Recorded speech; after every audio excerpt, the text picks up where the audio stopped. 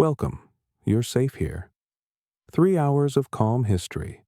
Bread, taxes, socks, and spoons. Dim the screen. Breathe slowly. And let the stories carry you to sleep before we talk about pyramids. Before we talk about peasants or ovens or church tithes. Let's talk about something simple. Bread. Not the fancy kind with 7 grains and seeds on top. Just good, honest bread. The kind your grandmother might have made. The kind you tear with your hands, not slice with a machine. It's easy to forget how important bread used to be. But once upon a time, bread wasn't just food. It was survival. For most of human history, bread was the meal, not a side dish, not a warm-up, not something you dipped in soup. It was the meal. If you had bread, you lived. If you didn't, well, you prayed you'd last until the next harvest. And bread wasn't just food. It was power. It was labor. It was status. What kind of bread you ate said a lot about who you were. Dark rye meant you were poor. Fine white wheat, that meant wealth, or at least privilege. Even the texture mattered. If your bread had pebbles in it, chances are you weren't eating at the Lord's table. So, how did it all begin? How did this simple mix of flour and water become one of the most powerful forces in human civilization? Why did kings build bakeries next to palaces? And why did peasants risk death just to steal a little flour? Why did ancient priests offer bread to the gods, while medieval rulers taxed it like gold? This story goes back, way back, not just to the Middle Ages, not even to ancient Egypt, but even before that, before writing, before cities, before history was even history. Humans were making bread. It wasn't soft, it wasn't fluffy, and it probably had more sand in it than salt, but it was bread nonetheless. When early humans figured out how to grind grain, everything changed. Grain could be stored. It could be cooked. It could be traded. That changed how people lived, and it changed where they lived. You didn't have to chase your food anymore. Now, your food could wait for you. Bread let people build villages, and eventually, cities. It turned nomads into farmers, hunters into millers, and wanderers into workers, all because of grain and the fire to bake it. And here's the thing, bread is everywhere. Every culture has its version. Flatbread in Mesopotamia, pita in Greece, tortillas in Mesoamerica, chapati in India, steam buns in China, rye loaves in Northern Europe, whether it was baked on hot stones, or steamed in clay ovens, or buried under coals. Bread followed humanity like a shadow. But in this story, we're going to focus on one path. The road that runs from the sands of ancient Egypt to the smoky hearths of medieval Europe. A journey of 10,000 years, told through flour, fire, and the fight to eat. Along the way, we'll meet the bakers of Thebes, the bread priests of Greece, the Roman bread factories that fed an empire. We'll see how medieval laws told people what bread they could eat, when they could eat it, and how much it had to weigh. We'll visit poor peasants gnawing on coarse rye crusts, and nobles who dined with golden loaves shaped like animals. We'll smell the ovens. We'll hear the coins drop on the baker's table. We'll feel the hunger that drove people to riot over a missing roll. And in the end, we'll understand why bread was never just bread. So, pour yourself a cup of something warm. Settle in, because this is the story of the most important food you've probably never thought much about. The story of bread, where it came from, why it mattered, and how it shaped the world you live in. Ready? let's start where history began, with a little flour, a little water, and a spark. So, long before pyramids rose above the Nile, long before Julius Caesar ever sliced a loaf, bread was already here. It didn't come with kings. It came with the soil, with grain, with human hands grinding seeds and shaping something soft from something hard. The very first breads weren't really breads as we think of them today. They were more like patties, flat, rough, heavy, maybe even bitter, made from wild grains, emmer, einkorn, or barley, crushed by stone, mixed with water, and left to cook on hot rocks beneath the sun. No yeast, no salt, no shaping, just a mixture of flour and hope. Archaeologists have found 14,000-year-old evidence of this kind of bread at a place called Shubaika in what's now Jordan. That's 4,000 years before agriculture even became a thing. In other words, people were baking bread before they were farming grain. How? Simple. They foraged. They gathered seeds from wild grasses, spent hours grinding them between rocks, and when they had enough, they made something that stuck together and fed their bellies. And that's how the journey began. Eventually, folks figured something out. If you scatter some of those grains nearby and wait a while, you don't have to walk so far to find them next time. That idea changed everything, because now, instead of chasing herds, you could stay in one place, grow your food, store your food, share your food, and bake it. That led to settlements, little huts, built near little fields, tucked near little rivers, and in the center of those villages, fire, stone, and bread, always bread. It wasn't glamorous, it wasn't soft or sweet, but it was filling, and in a world where hunger came knocking often, that was all that mattered. Now, here's something funny. Even back then, bread was already work. To make enough grain for a single loaf, a person might need to grind by hand for an hour or more. Imagine that. No machines, no mixers, just a flat rock, a rounded stone, and a tired arm. But they did it, day after day, season after season, because they had to, because it worked. As these early villages grew, so did the techniques. People began to experiment, adding seeds, trying different grains, leaving dough out a little longer. And one day, maybe by accident, someone left the wet grain mixture sitting too long, and it bubbled, it puffed, it changed. Fermentation had begun, and when they baked it, it rose, just a little, but enough. The world's first leavened bread had arrived. No one knew it yet, but that little accident would change food forever. Over time, these early bread makers began using fire pits, clay domes, and eventually ovens. Some made bread shaped like discs, others shaped theirs like balls, sticks, or even animals. Each group, each tribe, each early people left their own mark on this food. And yet, through all of it, bread stayed humble. It wasn't a feast. It wasn't a delicacy.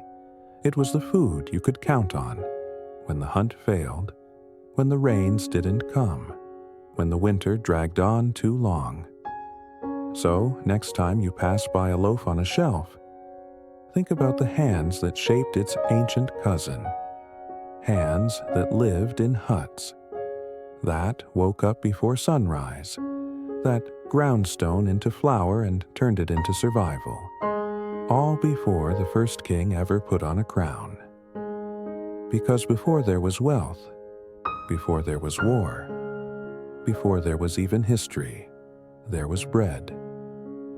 And in the next part of our story, that bread will rise again, under the hot sun, in a land called Egypt, where flour met science and bread met civilization. Welcome to ancient Egypt, land of gold, land of gods, and land of bread. More than the pyramids, more than the pharaohs. If there was one thing Egypt did better than anyone else in its day, it was baking. In fact, if you could time travel back 4,000 years and walk through a street in Thebes or Memphis, you'd smell bread everywhere, smoke rising from clay ovens, flour dust in the air, children chewing on crusts, and bakers shouting over the noise of donkeys and carts. Fresh loaves, just baked. You see, Egypt was one of the first places in history to truly master the science of baking. They didn't just make bread, they engineered it. They developed grinding stones, invented special mixing troughs, built mud brick ovens with air vents and fire chambers. They even had baking molds, shaped clay containers to make uniform loaves. Standardized, repeatable, efficient. This was industrial baking, before industry even existed. And they weren't just making one kind of bread. Oh no. Some breads were flat, some were puffy, some were sweetened with dates or honey. Others were studded with nuts or herbs. There were bread cones, bread rings, bread animals, and bread bricks. One ancient Egyptian tomb painting shows over 40 different bread shapes, all baked, arranged, and offered to the gods. Because yes, bread in Egypt wasn't just food, it was spiritual. Temples had their own bakeries. Priests supervised the baking of sacred loaves. Every morning, offerings were placed at the feet of statues. Fresh water, fresh beer, and always fresh bread. It was how you fed the gods. And maybe, just maybe, how you kept the Nile flowing. But let's not forget the people. Ordinary Egyptians, farmers, laborers, builders, they ate bread every day. In fact, most workers were paid in bread. You haul stone blocks for a pyramid? Here's your ration. A jug of beer, a loaf of bread. That's your wage. And honestly, that bread was life. But it wasn't perfect. Egyptian bread was often coarse, made from emmer wheat, a grain full of husks and hard to mill. So they used stone grinders, which meant tiny bits of grit and sand ended up in the flour, which meant Egyptian bread could wear down your teeth. Archaeologists have found skulls from the time with teeth ground flat, smooth as river stones. Bread gave life, but it also gave you a sore jaw. Still, it was better than starving. And Egyptians were clever. They fermented their dough, using natural yeast from the air. They learned how long to leave it, how warm to keep it, when to punch it down and shape it. They knew the feel of dough. They were bakers in the oldest, truest sense. And you know what? They wrote about it. Some of the oldest surviving texts we have aren't about kings or battles. They're about grain, about rations, about baking schedules, about the price of flour. That's how central bread was. It wasn't extra. It was the system. So, next time you see a pyramid or a statue of Ramses, remember the hands that shaped the loaves, that fed the workers, that offered to the gods. Those bakers may not be remembered by name, but their work built an empire. And here's the kicker. The techniques they used, the ovens, the mixing, the shaping, would be passed on to the Greeks, to the Romans, to the medieval world. Egypt set the table, and everyone else followed. In the next part of our story, bread goes west, across the sea, to marble columns, to the land of theater and olives, where bread becomes an art, and bakers become philosophers. We're heading to Greece. Let's keep walking. If Egypt was the land of sacred bread, Greece was the land of curious bread. The Greeks didn't just bake, they experimented. They asked questions. What if we added herbs? What if we used goat's milk instead of water? What if bread could be more beautiful? In ancient Greece, bread wasn't just fuel, it was art. The baker wasn't just a worker, he was an artisan, even a kind of philosopher. And Greece? Well, Greece loved a good debate, even about dough. Greek bakers made dozens of types of bread. They had honey loaves, cheese breads, anise-flavored buns, and something called artos, a soft, slightly sweet bread offered to the gods. They baked ring-shaped breads, leaf-shaped breads, even festival breads for special days. Some were steamed, some fried, some baked in round ovens made of clay and stone, and some were reserved only for ceremonies, because, once again, bread still had one foot in the spiritual world. Greek women often baked at home, but there were also professional bakers, and as cities like Athens grew, so did the demand for street food. Yup, ancient street food. Vendors sold hot bread from carts, warm, fragrant, wrapped in cloth. People would grab a loaf on the way to the market, or nibble bread while listening to a philosopher in the plaza. Food and ideas, always side by side. But the Greeks weren't alone for long, because across the sea, Rome was rising, and if there's one thing Rome knew how to do, it was scale things up. The Romans looked at Greek bread and said, "This is good. Now let's make 1,000,000 of them." And so Rome became the first civilization to mass-produce bread. They built enormous bakeries with rotating stone mills, grain elevators powered by donkeys, ovens big enough to hold dozens of loaves at a time. Some bakeries baked over 3,000 loaves per day. It was bread at scale. Roman bakers, called pastores, were part tradesmen, part engineer. They kneaded, fermented, shaped, scored, and stamped their loaves with official markings. Why? Because in Rome, bread was political. The government provided free or cheap bread to Roman citizens, especially in the city. It was part of the famous policy: bread and circuses. Feed the people, entertain them with games, and they'll stay quiet. It worked for a while. There were even grain doles, rations handed out regularly. Each citizen would line up, receive their share of flour or loaves, and return home. Bread kept the city moving. It wasn't optional, it was essential. And the bread itself? It varied. There were dark breads for the poor, wheat loaves for the middle class, and fine white breads, sometimes braided or stuffed, for the elite. Some breads were baked in pots, some were dusted with poppy seeds or herbs, others had dates, nuts, or cheeses inside. Rome didn't just copy Greece, it took the game further. But as the empire expanded, bread went with it. Roman soldiers carried hardtack, dry, tough biscuits that could last weeks. Settlers brought ovens and grain mills to every corner of the empire, from Britain to North Africa, from Gaul to Judea. Bread became Roman. In fact, if you walk through Pompeii, the city frozen in time by Mount Vesuvius, you can still see bakeries with intact ovens, even carbonized loaves of bread, stamped and shaped, just as they were left, nearly 2,000 years ago.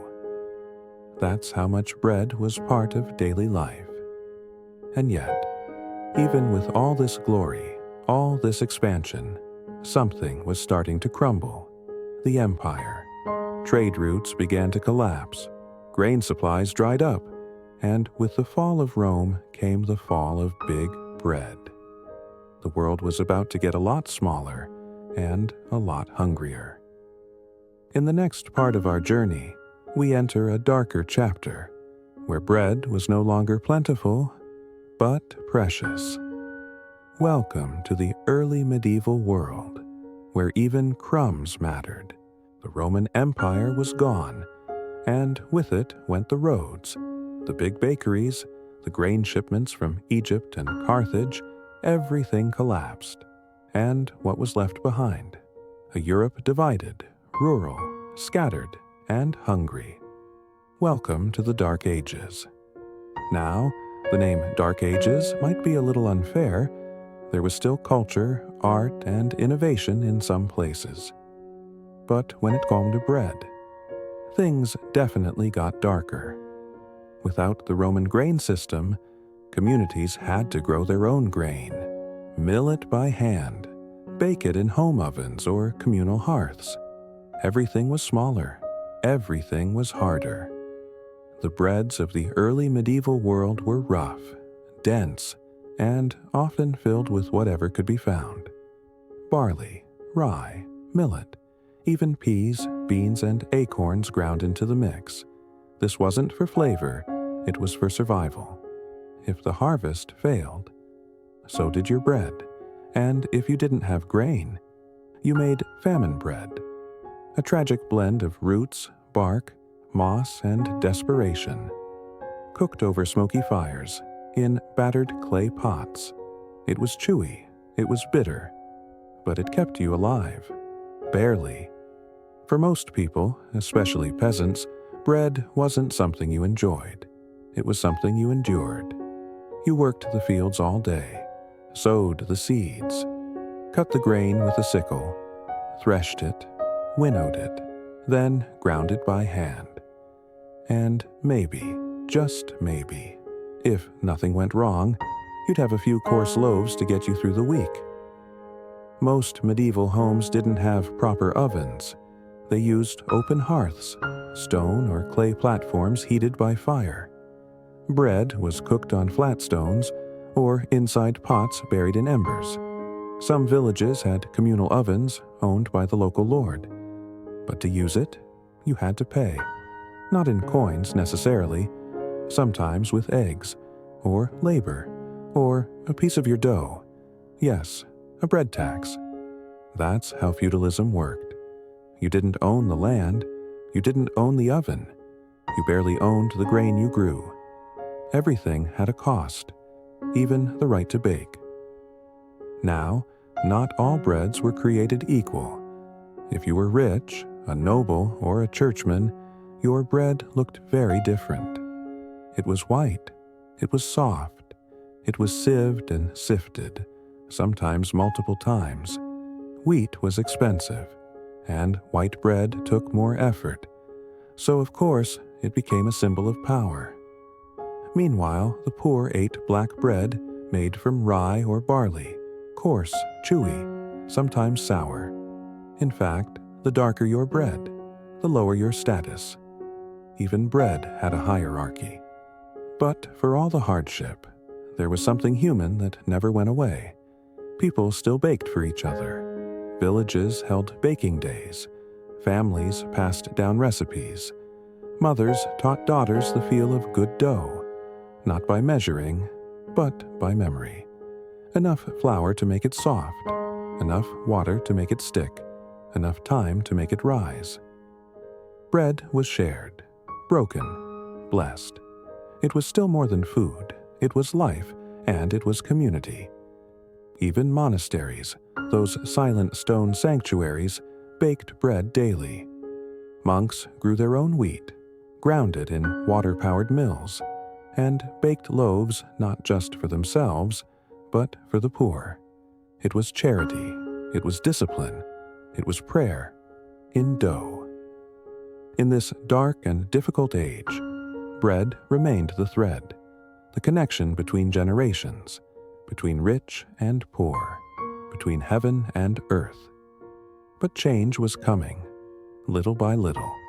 Towns would grow, markets would form, bread would move from the hearth to the shop, and new rules would shape who could bake what, and who could sell to whom. In the next chapter, we step into the medieval city, where bread isn't just survival anymore. its trade, its power, and its business. As Europe slowly emerged from the shadows of the early Middle Ages, towns began to rise, walls were built, markets were formed, people began to gather again, not just for survival, but for trade. And where there's trade, there's bread, lots of it. Bread was no longer just a thing you made at home. It became a profession. Enter the baker, flour on his apron, ash on his hands, always up before dawn. He was part craftsman, part merchant, and part magician, because in a world without thermometers or timers, baking was an art. In the medieval town, you couldn't just decide to be a baker. You had to train. Usually, you'd start as an apprentice, a young boy sent to live with a master baker. You'd sweep floors, chop wood, scrub pans, and maybe, after a year or two, you'd be allowed to knead dough. Eventually, you'd become a journeyman. And if you were skilled and lucky, you could open your own shop, but only if the guild allowed it. Ah, yes, the guilds. Medieval cities were full of them. There were guilds for blacksmiths, for shoemakers, for weavers, and yes, for bakers. These were powerful organizations that controlled everything. Who could bake, what kind of bread they could sell, where they could set up shop, and how much they could charge. It was strict, it was organized, and it was enforced. Break the rules, you could be fined, shut down, even publicly shamed. Guilds also protected secrets. They passed down recipes, baking methods, oven-building techniques, from master to apprentice, generation to generation. A baker's knowledge was valuable and often kept in the family. But while bakers in cities were refining their craft, the bread itself wasn't always glamorous. Most folks still ate coarse, dark loaves. Grain quality depended on the harvest. Sometimes wheat was available, sometimes only rye or barley, and sometimes they stretched flour with ground beans, with peas, even with the dusty old bran swept off the floor. If you were poor, you took what you could get, but even among the poor, bread was a staple. It filled the belly. It gave strength, and it was everywhere. Breakfast, bread. Lunch, bread with cheese or onion. Dinner, bread with broth. Every meal, some bread. In the cities, bakeries lined the market streets, small shops with stone ovens, wood stacked outside, and the smell. Oh, the smell, drawing people in like a magnet. You could buy a warm loaf, or even pay to have your own dough baked. Some people made their dough at home, wrapped it in cloth, and walked it down to the baker to use his oven. For a fee, of course. Bread was also big business. In some cities, loaves were standardized. Officials would inspect bakeries, check weights, make sure no one was cheating customers. Too light, too small, too stale, you could be fined, or worse. In London, bakers who shorted customers were put in the pillory, locked into wooden stocks for all to see. A public lesson in honesty. Still, people loved bread. They fought over it. They celebrated with it. They even judged neighbors by it. Did you hear? Old Marta bakes with honey now. That family only eats white bread, must be doing well. That one, always buying day-old loaves, poor soul. Bread was food. Bread was gossip. Bread was life. But the deeper we go into the medieval world, the more bread becomes regulated, by lords, by cities, by kings. Laws about size, laws about price, even laws about when you could bake. Because in the next part of our story, bread becomes political. It becomes taxed, restricted, and at times weaponized. It's no longer just about what you eat. It's about who's in charge, and whether or not you'll be allowed to have your daily loaf at all.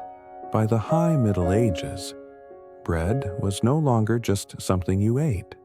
It was something you regulated, measured, controlled, and taxed. Because wherever there's value, you can bet someone's found a way to charge for it. Let's start with the most obvious law, the assize of bread, a fancy name for something very simple. It told bakers how much their bread had to weigh, what it could cost, and what ingredients were allowed. In England, the first assize was passed in 1266, and it stuck around for over 500 years. Why? Because people got angry when you messed with their bread. If a baker sold a light loaf, or raised prices during a famine, that could cause a riot. Literally, there are stories of townspeople storming bakeries, tearing down ovens, dragging bakers through the mud over bread. So the government stepped in. Bakers were weighed. Their loaves were inspected. Some towns had official bread scales right in the market square. Too light? You were fined. Or worse, pilloried in public. Not just a slap on the wrist, but locked into wooden stocks with your underweight loaf hanging around your neck. Humiliating and effective. To avoid punishment, bakers often gave a little extra with every sale. A bonus bun, a crusty heel, an extra roll tucked into the basket.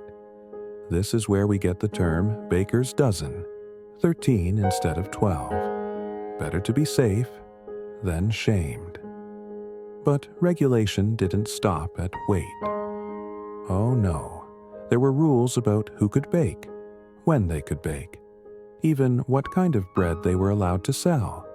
Some towns divided bakers into classes. You had your white bread bakers, using fine flour baking for the rich, and your brown bread bakers, working with rye, barley, and bran, feeding the common folk. Each had their own guild, their own prices, their own corner of the marketplace. And yes, there were taxes. If you used the Lord's mill to grind your grain, you paid a fee. If you used the Lord's oven, you paid again. Sometimes in coin, sometimes in kind. A piece of your dough, a finished loaf, or a few days of labor during harvest season. Bread wasn't just food, it was currency. Now enter the church, because where there's daily bread, there's spiritual bread too. The church played a massive role in medieval life, and that included your oven. Baking bread for holy days? There were rules. Using fine wheat during Lent? That could be frowned upon. Every village had feast days, saints' days, fast days. And often, bread had to reflect those moments. Simple on Fridays, fancier on Easter. Round loaves for the harvest, braided loaves for weddings. It was all part of the rhythm of life. Monasteries had their own bakeries and their own rules. Some baked twice a day, others only once a week, but most had a schedule that revolved around prayer, silence, and the smell of bread rising. The monks weren't just praying, they were feeding the poor, feeding pilgrims, feeding each other. And what about the sacred loaf, the host, the wafer used in communion? It had to be unleavened, pure, baked under strict conditions, usually by priests or nuns, because in the moment of Mass, that bread became more than food. It became holy. So bread wasn't just taxed, or weighed, or baked. It was watched by the Bakers' Guild, by the town officials, by the king, and by God himself. It was at the center of life, on your table, in your prayers, in your taxes, and in your punishment. A loaf could bless you, feed you, fool you, or ruin you. But it wasn't done evolving yet. In the next part of our story, we look at how bread took on new shapes, not just in the oven, but in the mind. It became ritual. It became symbol. It became sacred in ways far beyond food. Let's keep going. By now, it's clear. Bread wasn't just something you ate. It was something you believed in. In medieval Europe, bread touched every part of life, from the humblest hut to the grandest cathedral. And for many, it wasn't just food, it was a blessing.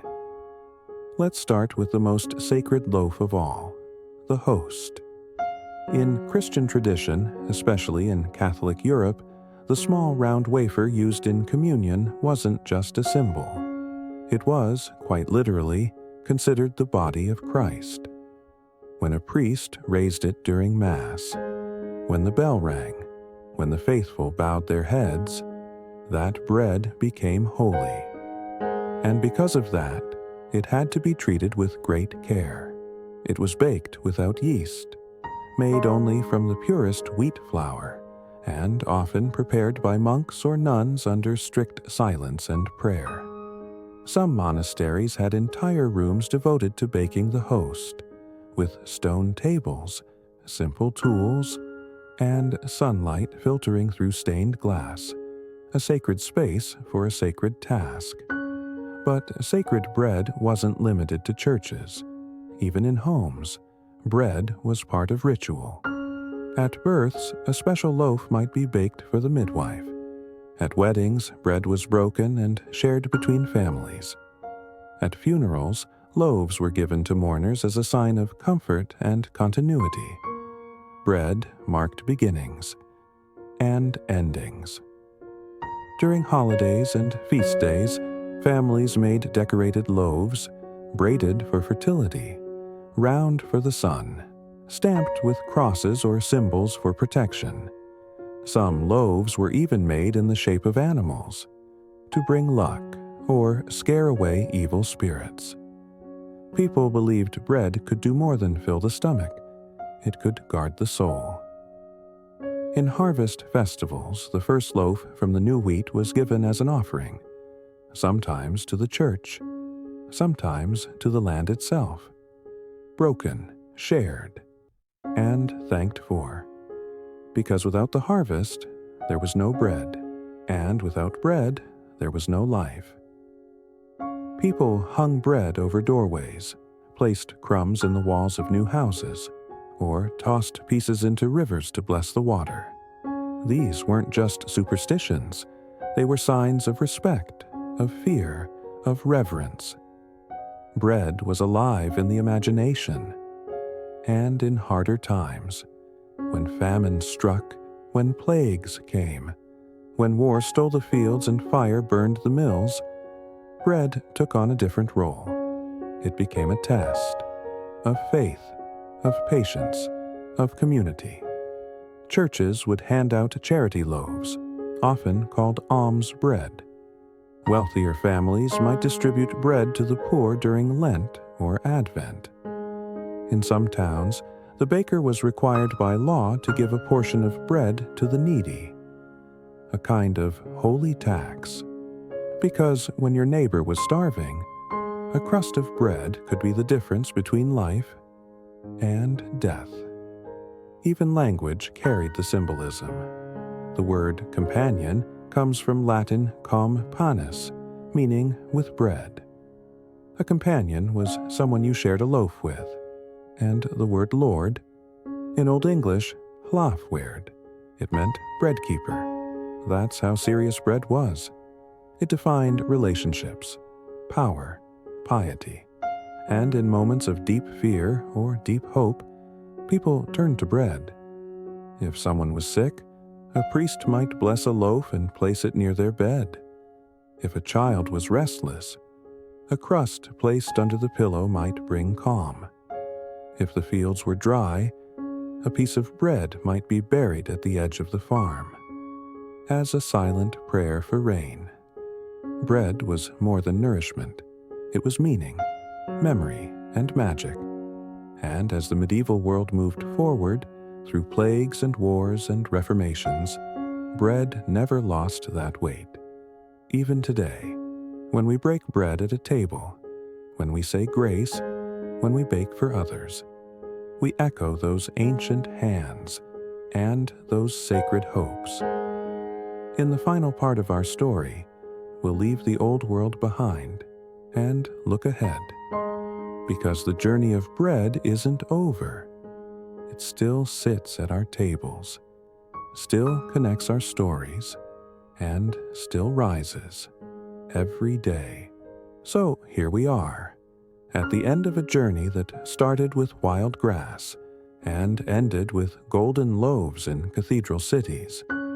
We've walked through deserts and temples, past Greek ovens and Roman bakeries, through medieval fields, monasteries, markets, and guilds.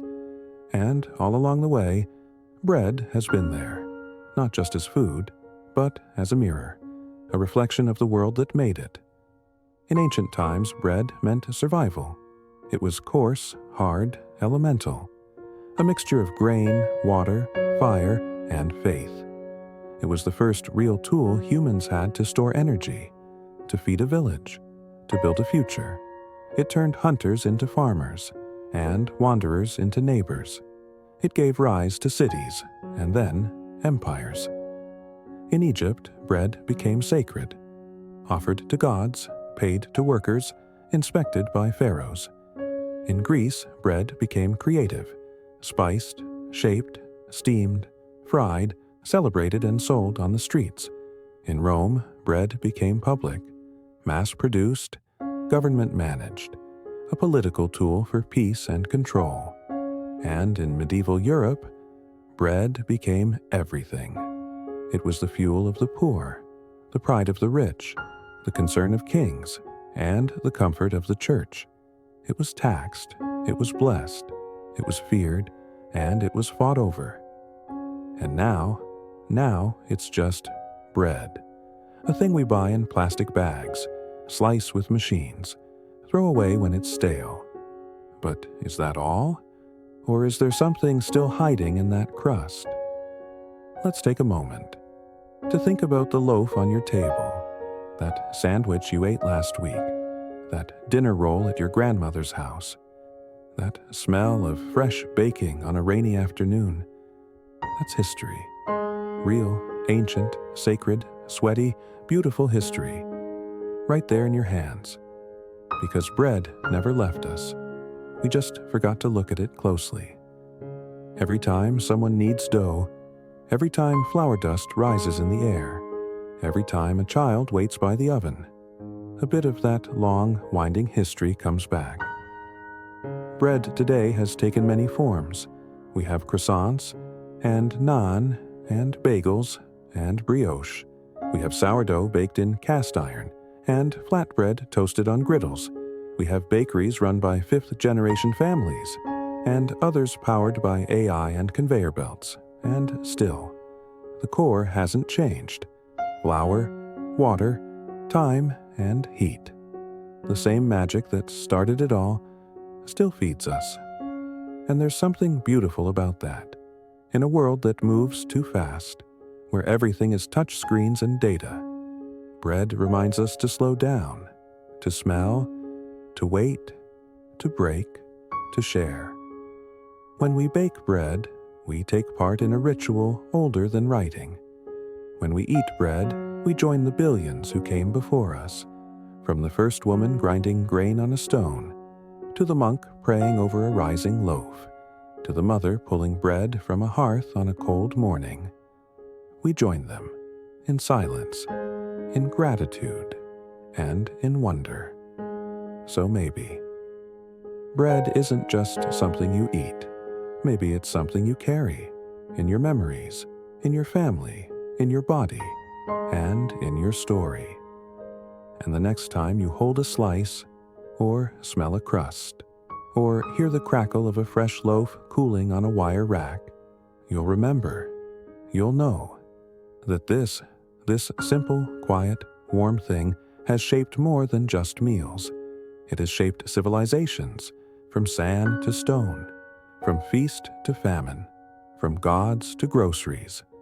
This is the story of bread, our oldest companion, our daily miracle, our living legacy. So, go ahead, break a piece, take a bite, close your eyes, and remember, you're tasting history. Behind every market, there was a ledger. Taxes, huh? Just hearing the word makes most people sigh. It's one of those things we know is important, but we wish we didn't have to deal with. Ever. But here's the thing, taxes weren't always what they are today. No paperwork, no income reports, no tax brackets. Just grain, chickens, labor, and sometimes your soul. Yeah, that's serious.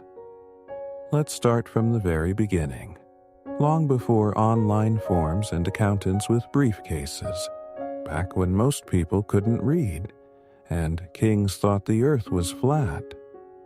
There were taxes, not in the neat, organized sense, but in a messy, medieval sense.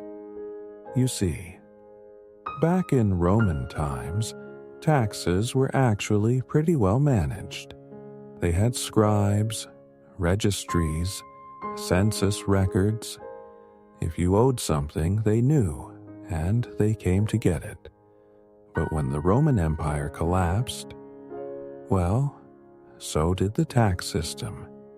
It was like someone took all the ledgers, threw them into a bonfire, and said, "Good luck, everyone." So what happened? Different local rulers, warlords, bishops, barons, and sometimes just strong men with swords started collecting taxes however they wanted. No standards, no rules, just power. If you were a farmer, you might owe a portion of your wheat to the local lord, another to the church, and maybe a third to some armed bandits claiming to be protectors of the village. And if you didn't pay, well, let's just say your roof might mysteriously catch fire, or your sheep might wander off permanently. So, what exactly were people paying taxes for? In theory, taxes were meant to support things like roads, castles, armies, justice, the church, and sometimes even festivals and feasts. But in reality, you often paid just to avoid trouble, to keep your land, to keep your family safe, to keep breathing.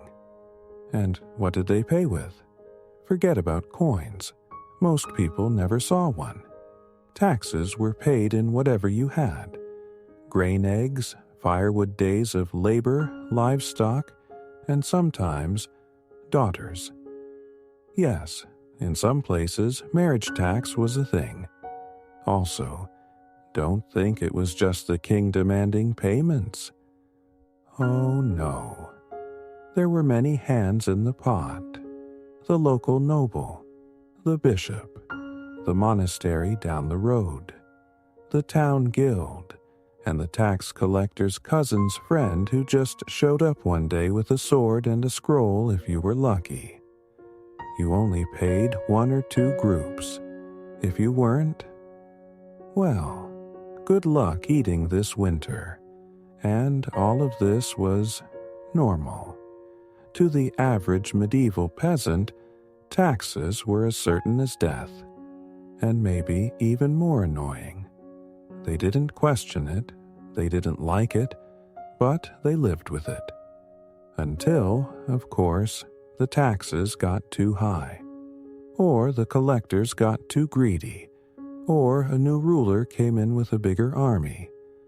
Then, revolts happened. But we'll get to those. For now, let's keep it simple. The entire concept of tax in the Middle Ages wasn't about economics or percentages or national budgets. It was about survival. It was about obligation. it was about power, and, most importantly, it was about who had the right to take something from you and get away with it.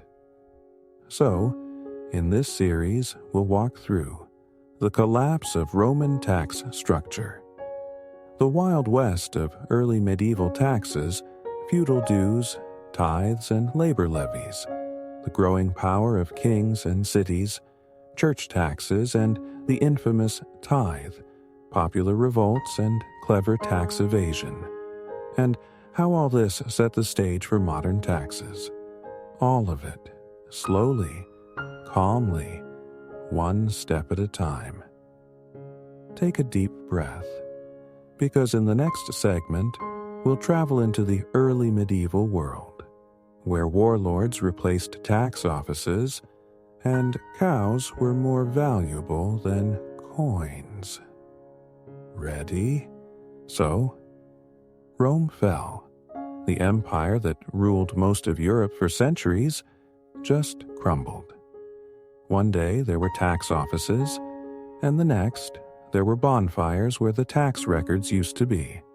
No more scribes, no more census, no more rules, just lords, swords, and a whole lot of confusion. In Roman times, if you owed taxes, there were receipts, there were ledgers, there were officials who knew how much grain you harvested last year. But now, no one knew anything. And that opened the door for chaos. Let's imagine you're a simple farmer in Gaul. The Romans are gone. You still grow your barley, tend your goats. But suddenly, some guy on a horse rides up and says, "I'm your new lord. You owe me tax." You ask, "How much?" He grins and says, "We'll figure it out." That's how things worked in the early Middle Ages. People paid taxes not because there was a system, but because there was someone stronger who said they had to. If you disagreed, well, good luck. So, what kind of taxes existed in those days? Well, imagine a world where every piece of land was claimed by someone. Not always a king. Sometimes a knight, a duke, a bishop, even a local warlord. And whoever owned the land demanded something in return. That's where feudal taxes started. There were three main things peasants had to give. Labor. You had to work your lord's land for free, maybe 2 days a week. Goods. A portion of your harvest. Wheat, wine, eggs, cheese, whatever you had. Fees. Strange little payments, like paying to use the mill, or to get married, or even to inherit your own land. Yeah, they charged you when your father died, just so you could stay on the same field. And it wasn't just the Lord. If there was a church nearby, they'd take their share too. It was called the tithe, 10% of everything. 10 eggs? 1 goes to God. 10 bundles of hay? Same deal. But guess who collected it? Not God, the local priest, or the bishop, or the monastery. And they didn't always live simply. Some bishops dressed like kings. Some monasteries had vineyards, towers, even their own soldiers. All thanks to taxes. And then came custom duties. If you wanted to cross a bridge, tax. Sell at the market, tax. Bring your goods into town, tax. Even breathing too loud near the city wall, maybe tax. Okay, that one's a joke. But honestly, it wasn't far off. And since there were no national governments like we have today, each little region made up its own rules. In one village, you paid a chicken each year. In the next, it was 3 days of labor. Down the road, they wanted honey. Try keeping track of that. And who enforced all this? Well, sometimes it was a tax collector. Sometimes it was the Lord himself, and sometimes it was just a big guy named Gerald who knocked on your door with a club and said, "Pay up." No uniforms, no badges, no appeals, just raw power. Still, for all the confusion, people adapted. They learned when to hide their best sheep. They figured out which barns to store the taxable grain and which to keep secret. They became experts in staying just poor enough to avoid getting noticed. So, in this strange new world, post-Rome, pre-nation, taxes became less about policy and more about survival. It wasn't about funding roads. It was about keeping your village safe, or keeping the soldiers away, or earning a bit of mercy from the man with the sword. Next up, we're diving into the heart of feudal taxes, where peasants worked land they didn't own, for lords they barely saw, and paid in sweat, grain, and silence. Stick with me. Let's talk about feudalism. You've probably heard the term knights, castles, peasants in muddy fields. But what does it really mean when it comes to taxes? Well, feudalism was less about chivalry and more about obligation. Land was power, and the one who owned land could demand whatever he wanted from those who lived on it. That was the deal. The Lord gave you land to farm. In return, you gave him everything else. There were three main types of taxes under this system, though people didn't always call them taxes. They were known as feudal dues, and they showed up in all sorts of ways. Let's break them down. 1. Labor dues. Work for me. If you were a peasant, or more specifically a serf, you didn't just farm your own land, you also had to work the Lord's land, maybe 2 or 3 days a week. During harvest, more. Did you get paid? Of course not. It was your duty. You'd wake before sunrise, walk past your own field, the one full of weeds, and start digging in your Lord's perfect, well-kept vineyard. Because if you didn't, well, there were consequences, sometimes fines, sometimes worse. 2. Produce dues. Give me a share. At the end of the season, whatever you grew, the Lord got a cut, maybe a fifth, maybe a third, maybe half. It all depended on the custom of the land, and it wasn't just wheat, chicken's eggs, honey cheese firewood, even wild mushrooms. If it grew, if it clucked, if it could be eaten or sold, it was taxable, and you had to deliver it, often directly to the manor, with a bow, of course. Ever wondered why medieval peasants looked so thin in paintings? Now you know.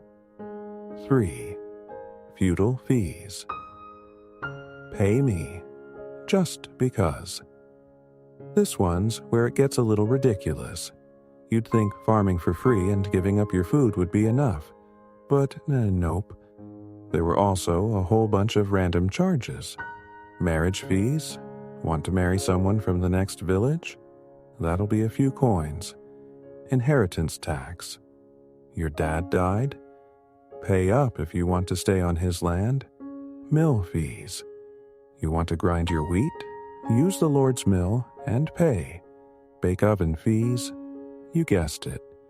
Use the Lord's oven. Pay again. Heck, in some places you had to pay to brew beer at home. And if you tried to do any of those things without permission, fines. Fines everywhere. It sounds absurd now, but back then, it was just how life worked. The Lord provided protection, whatever that meant.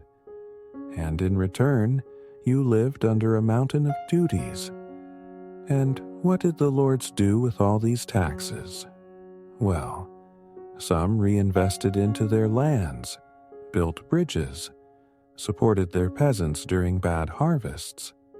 But many, they built bigger halls, threw feasts, paid for expensive armor, or just hoarded it all in locked chests beneath the castle. The richer the lord, the heavier the burden on the people. It wasn't sustainable, but it went on for centuries. Because what could a hungry farmer do against a man in a stone tower with 50 soldiers? So the peasants worked and gave and hoped. Hoped for a mild winter, a good harvest, and maybe, just maybe, a tax collector with a soft heart. In the next segment, we'll head into the towns, where merchants, guilds, and city councils created a whole new kind of tax system. You thought feudal taxes were bad? Just wait till we meet the urban tax codes. So far, we've talked a lot about peasants, fields, grain, and all the hard labor in the countryside. But not everyone in the Middle Ages lived on a farm.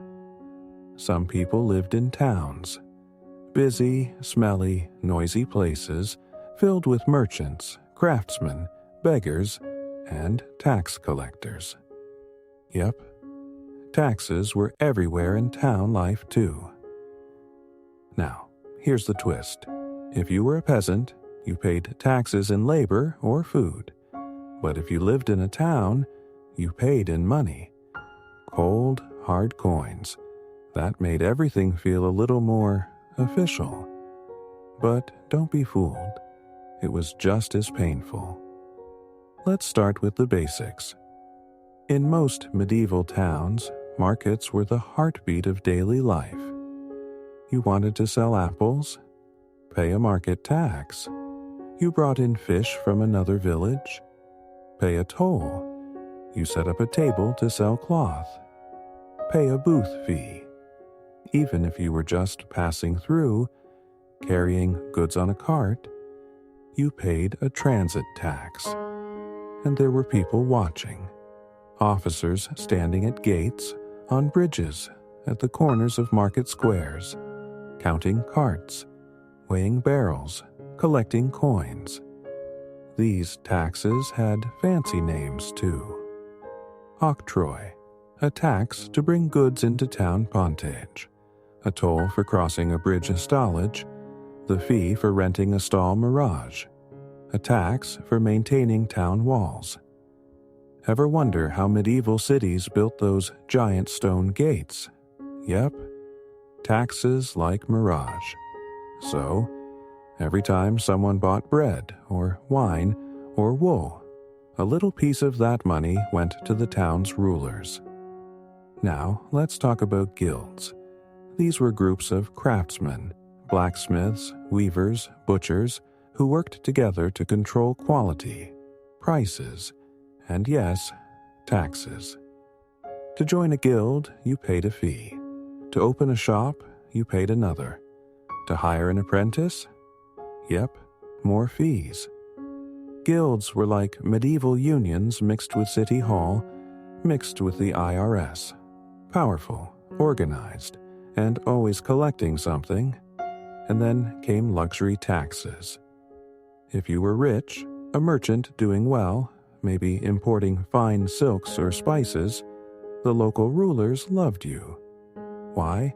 Because you had money, and they wanted a cut. So you'd pay taxes on jewels, velvet imported wine, fancy boots, even mirrors. Yes, mirrors were taxed, because apparently looking at yourself was a luxury. And let's not forget the house taxes. If you lived in a stone house instead of wood, pay more. If your house had a second floor, pay more. If it had a chimney, definitely pay more. One town even taxed windows. The more light you wanted, the more you paid. Sound ridiculous? Well, some of those taxes survived into modern times. Ever heard of the window tax in 18th century England? Yep, it all started way back here. But here's the thing.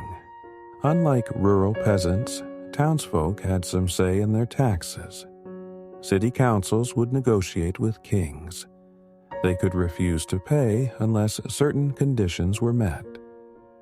Sometimes towns even bought their freedom, paid a huge lump sum to stop the local lord from interfering. That's how free cities were born. It wasn't democracy, but it was a start. Still, for the average person, the shoemaker, the baker, the fish seller, taxes were just part of daily life. Every transaction, every corner turned, every item bought or sold. There was someone standing nearby, holding a little wooden box, ready to take their share. So, whether you lived in a mud hut on a hillside or a 2-story townhouse on a busy street, you paid, one way or another. Next up, we'll explore the world of church taxes, tithes, offerings, indulgences, and the price of saving your soul. Turns out, heaven wasn't free either. All right, we've talked about lords, towns, and markets, but we haven't talked about the biggest landlord in medieval Europe, the church. Yep, the church didn't just guide your soul, it also took a cut of your harvest, because even heaven had a price. Let's start with the tithe, the church's most famous tax. It comes from the Latin word decima, meaning tenth, and that's exactly what it was. 10% of everything you produced. 10 sheaves of wheat. 1 goes to the church. 10 chickens. 1 for the priest. 10 coins. You guessed it. And unlike the taxes you gave your Lord, this one was spiritual. If you didn't pay the tithe, you weren't just risking a fine, you were risking your soul. That's what made it so powerful. And here's the thing. The church didn't grow its own crops, didn't raise its own animals, didn't make its own wine. But through the tithe, it became one of the richest institutions in Europe. So, how was this collected? Well, each region had its own system. Sometimes you brought your tenth directly to the parish priest, sometimes to a monastery. In wealthier areas, there were even tithe barns, big wooden buildings used to store all the goods.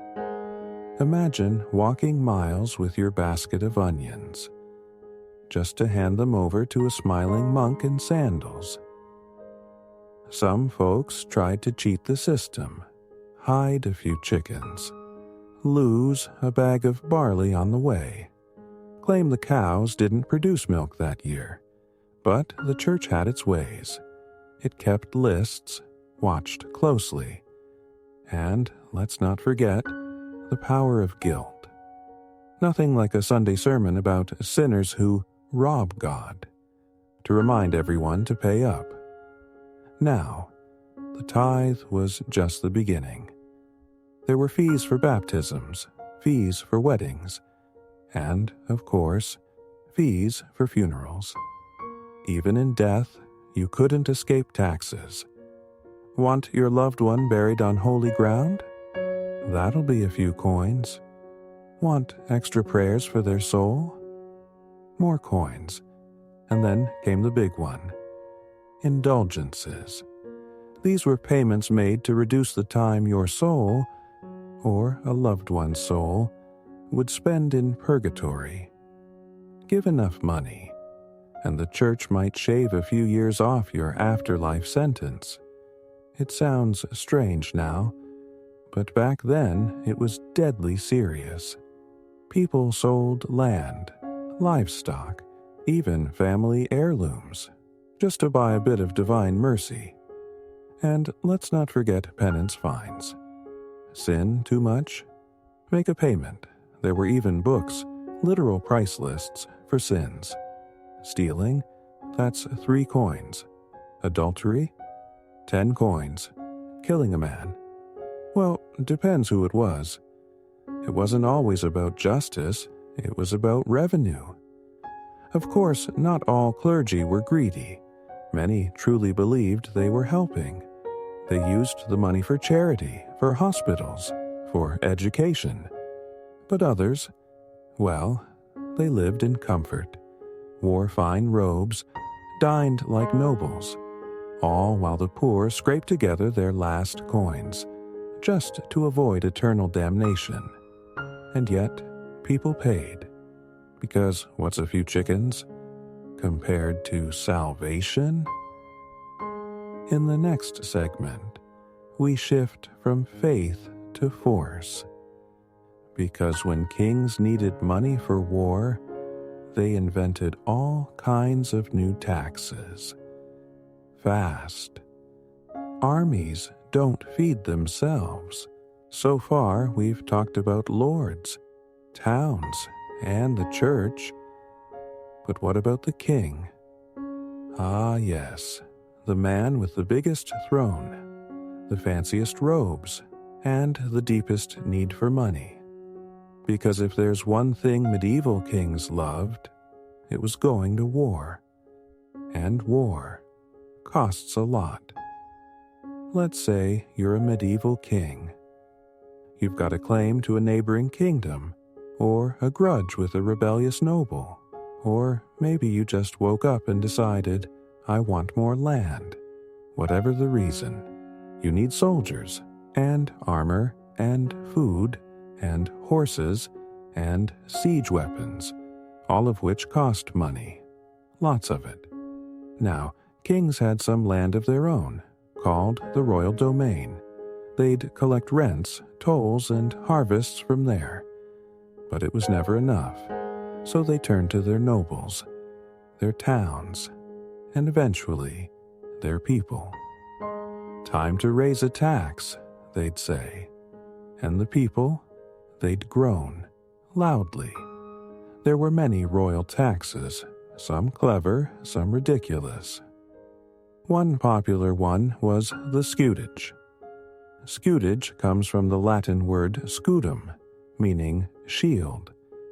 Instead of going to war themselves, nobles could pay a fee, and the king would use that money to hire soldiers. Basically, don't want to fight? Fine, give me cash. Nice and neat. Then there was tallage, a tax on towns and peasants. No reason needed, just, the king needs money, pay up, and the people did, because saying no wasn't really an option. Kings also taxed trade. Imported wine, taxed. Wool exports, taxed. Even salt, that vital medieval ingredient, was taxed heavily. It made meals taste better, and governments richer. In England, kings had something called a parliament. In theory, it gave the people a voice. In practice, it was mostly nobles and clergy agreeing to raise taxes, as long as they got something in return. Want a new tax approved? Grant more land, promise new laws, throw a feast. It was politics, medieval style, and sometimes things went wrong. Take King John of England. He taxed his barons so heavily and ruled so poorly that they forced him to sign the Magna Carta in 1215. It didn't stop taxes, but it did say, hey, maybe the king can't just take whatever he wants. A small step, but a big deal. Over in France, kings were even bolder. They created permanent taxes, like the taille, a tax on peasants, and the gabelle, a tax on salt. These weren't one-time things. They were annual, unavoidable, and wildly unpopular. And what did all these taxes fund?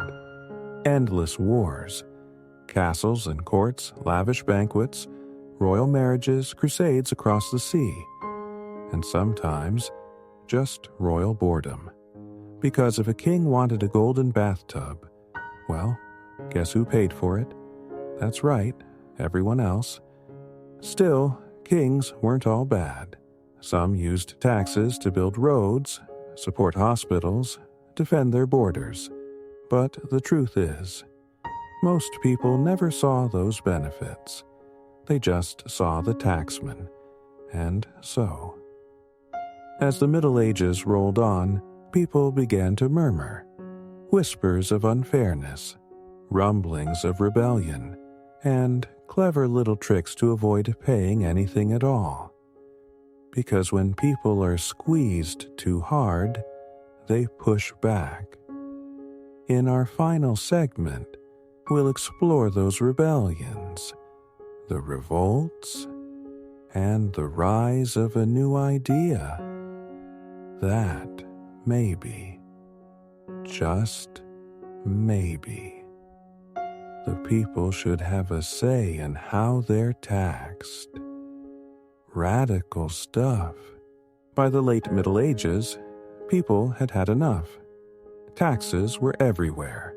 On land, on goods, on salt, on wool, on windows, even on staying alive.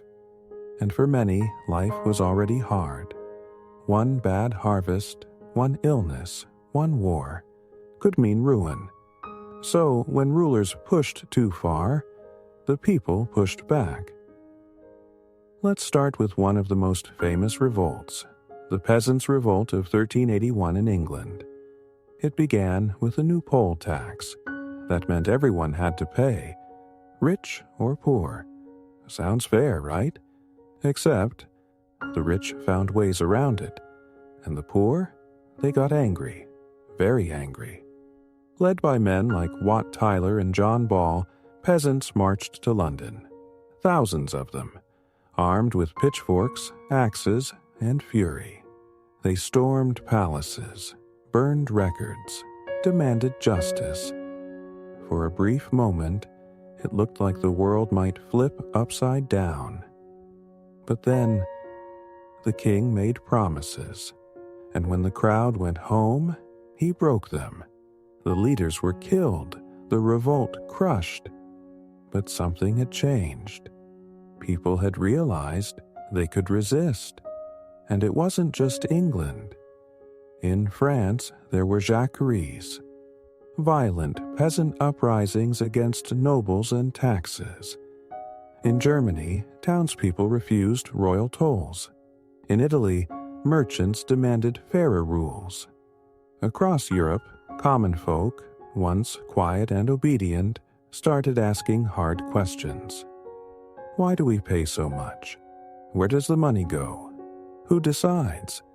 Dangerous questions, but powerful ones. Over time, rulers realized they couldn't just take and take. They needed consent, or at least the illusion of it. That's when things started to shift. Kings began calling assemblies, inviting nobles, clergy, and sometimes even townsfolk to discuss taxes. Of course, it was still mostly theater, but it was a step, and in some places, like England, it led to something bigger. The idea that Parliament should control taxes, that the king had to ask, a radical concept, and the seed of modern democracy. Meanwhile, clever towns found ways to negotiate.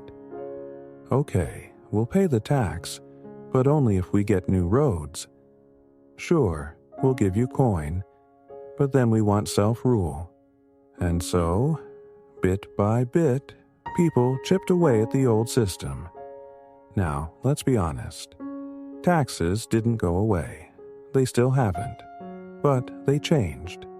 They became more standardized, more predictable, more tied to systems, not just swords.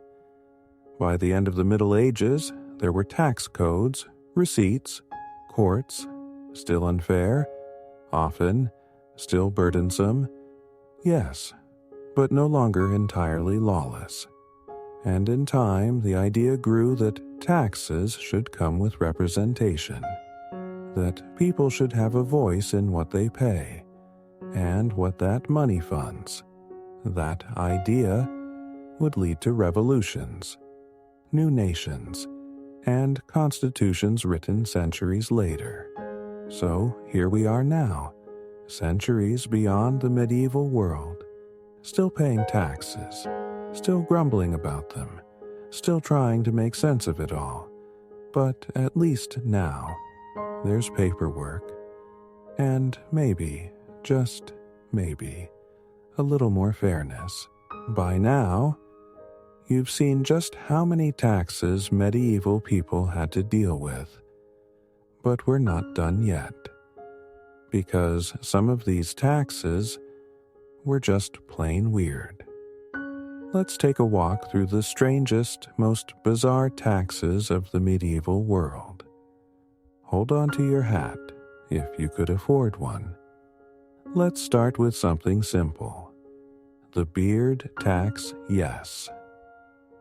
There was a time when having a beard meant you had to pay more. The most famous version came later, under Tsar Peter the Great of Russia. But even before that, there were local lords in parts of Europe who taxed men for unshaven faces. Why? They said it made people look untidy, but really, it was just another way to make money. So, want to look wise and manly? Sure. Just be ready to pay. The oven tax. Remember how peasants weren't allowed to bake bread at home?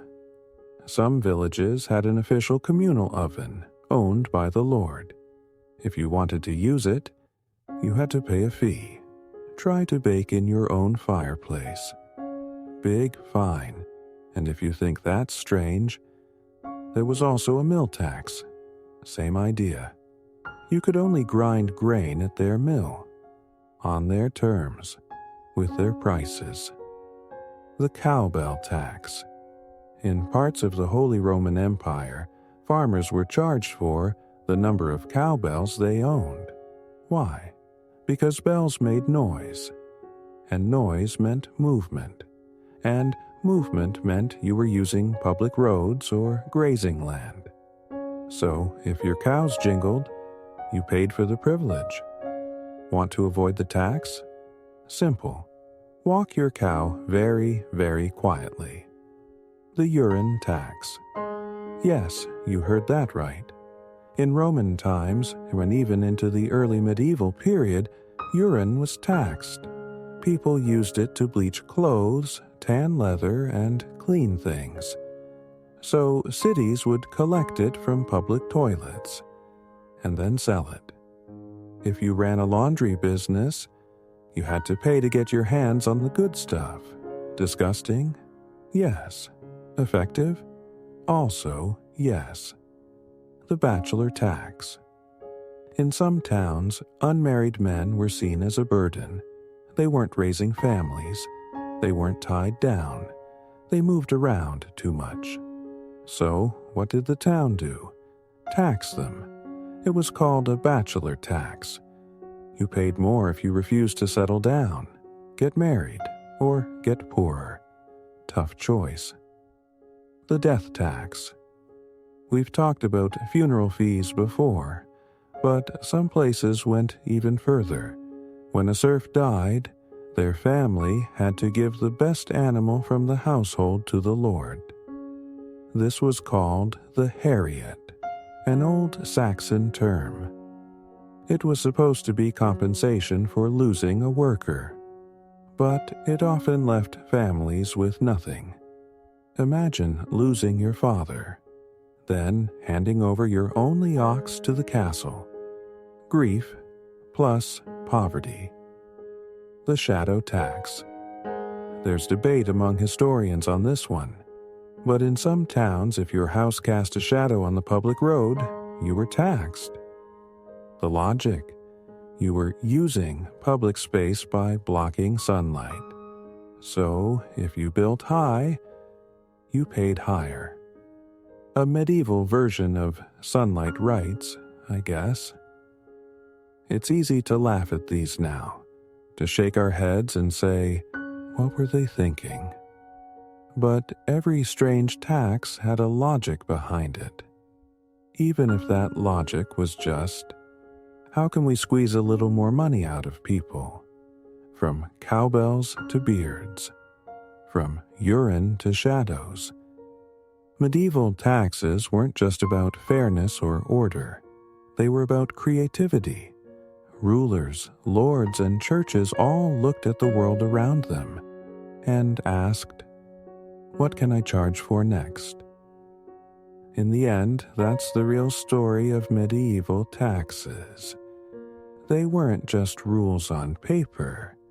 They were the story of power, of control, of imagination, and survival.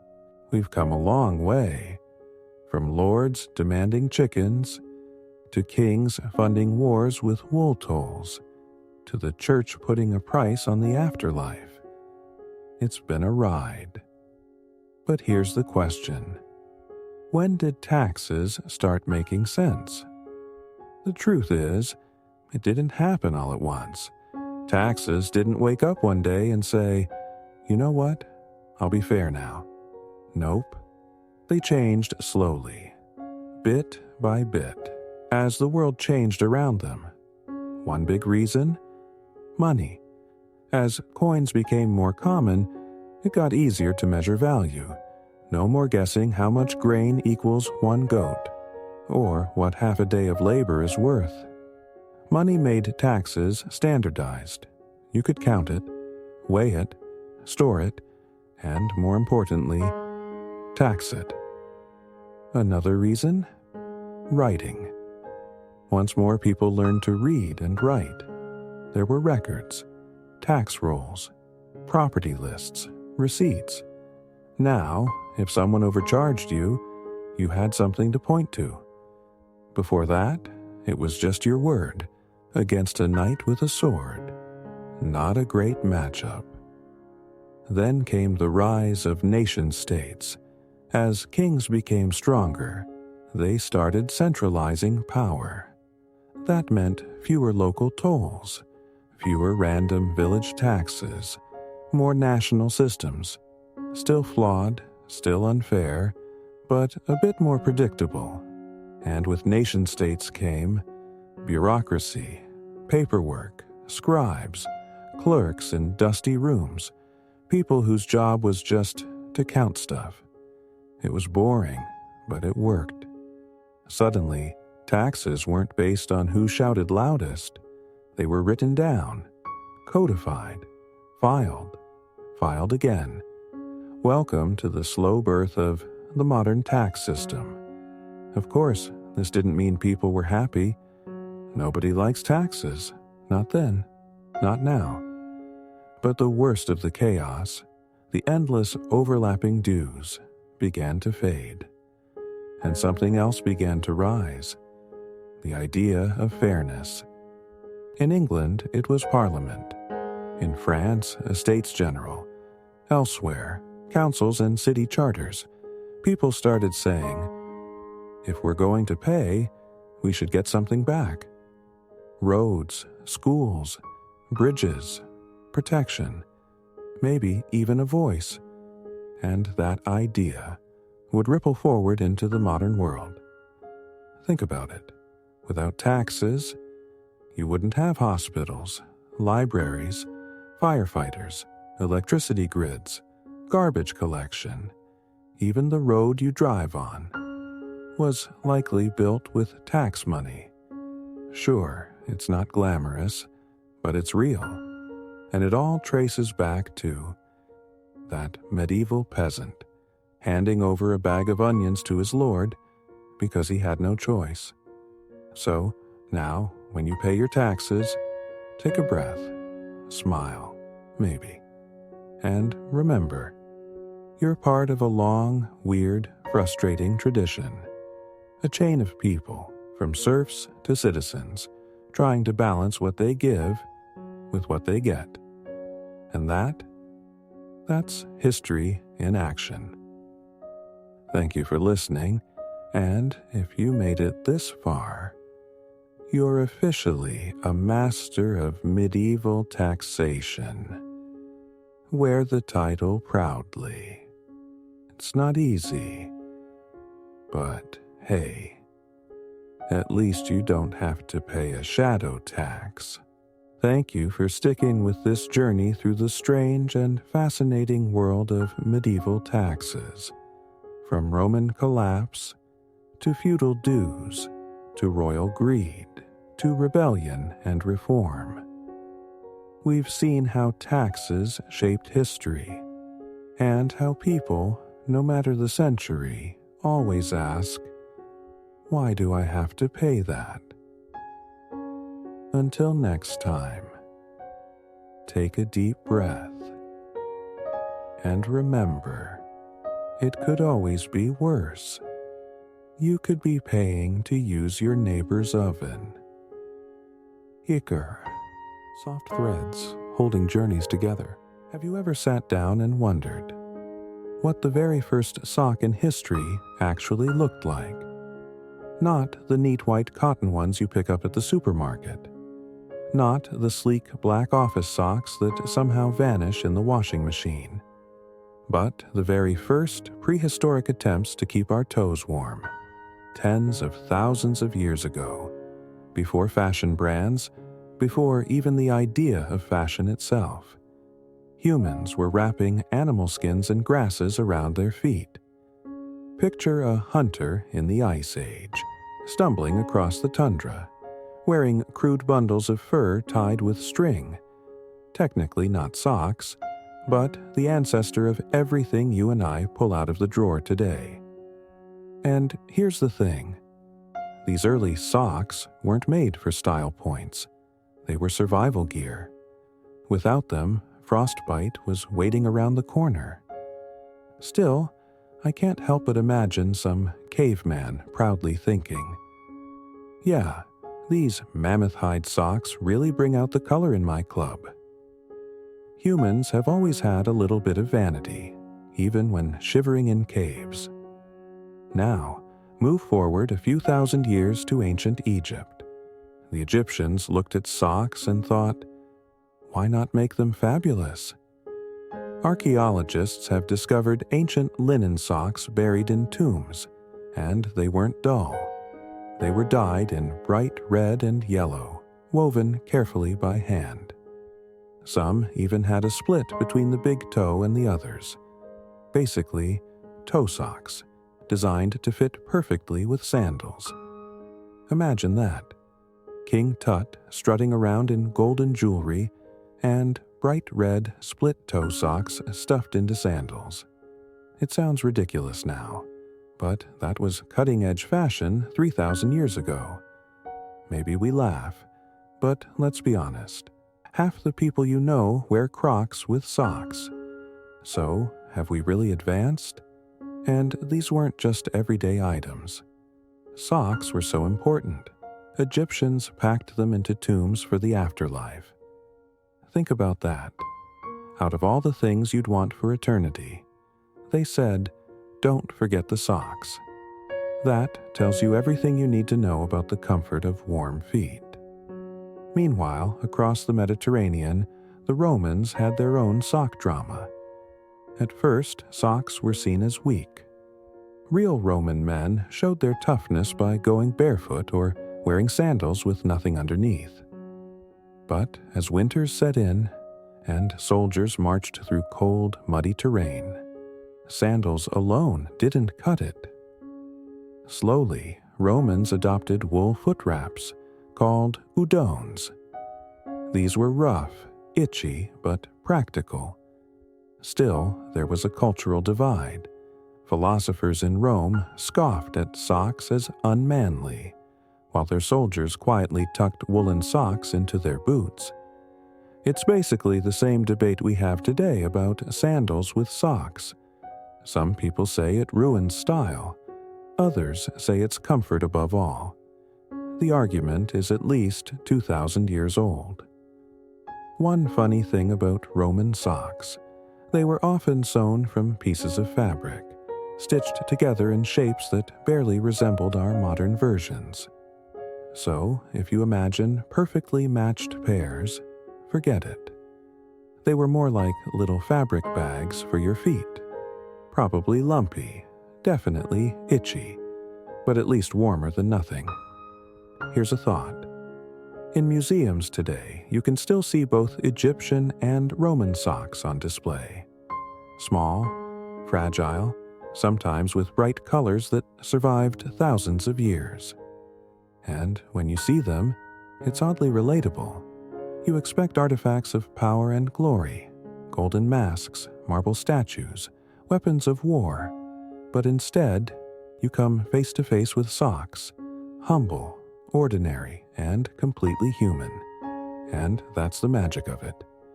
Socks remind us that across cultures and centuries, whether it's a caveman, a pharaoh, or a Roman legionary, people wanted the same thing we still want it today: warm toes, a little bit of comfort, and maybe a touch of style, even if nobody admits it. So tonight, when you pull on your own socks before bed, think about that long tradition, from animal skins in caves, to linen in Egypt, to wool in Rome. Socks have marched through every step of human history, quietly, faithfully, sometimes silly, sometimes stylish, but always there.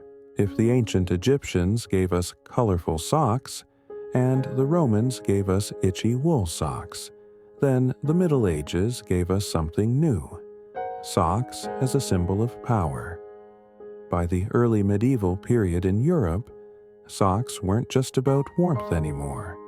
They became fashion statements, loud declarations of wealth, and, surprisingly, tools of politics. Yes, believe it or not, a piece of fabric on your feet could determine whether you looked noble or just ordinary. Let's set the scene. Imagine a medieval banquet, lords and ladies dressed in shimmering silks and velvets, and, under the long tunics and robes, brightly dyed stockings stretching all the way up the thighs. That's right. Stockings were the real flex of the 12th and 13th centuries.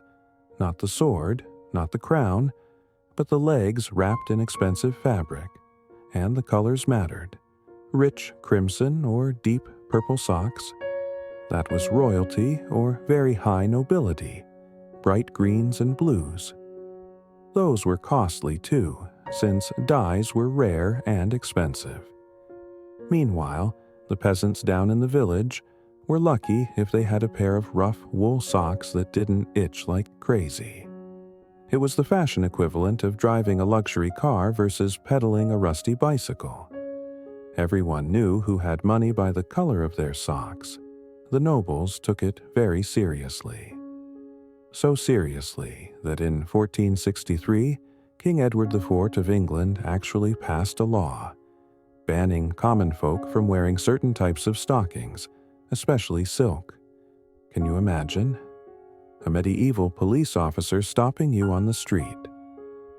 "Excuse me, sir, those silk socks are above your station." That was literally the law. Fashion policing. Middle Ages style. Now, stockings in the Middle Ages were long, thin, and often attached to a kind of primitive underwear called a codpiece, which we won't go into too much detail about.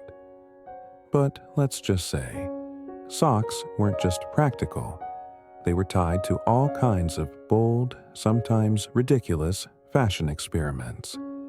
And there was another problem: elasticity. You see, this was long before nylon or elastic fibers existed. So how did people keep their socks from falling down? They tied them with straps or garters around the thighs. That's right, the very same garters that later turned into romantic wedding traditions. Originally started as nothing more than sock suspenders. Of course, people had a sense of humor about it, even then. There are old poems and jokes about knights losing their stockings in tournaments, or noblemen chasing runaway socks during dances, because when you don't have elastic, gravity always wins. But stockings weren't just silly. They were also political gifts. Kings and queens would send expensive silk stockings to allies or foreign rulers, as if to say, "Look at our wealth. We can afford fancy socks."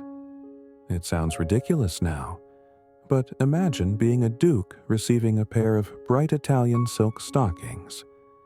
You'd probably strut around the castle for weeks just to show them off. And here's a fun little image. Some knights were known to wear striped stockings of red and white, or green and yellow.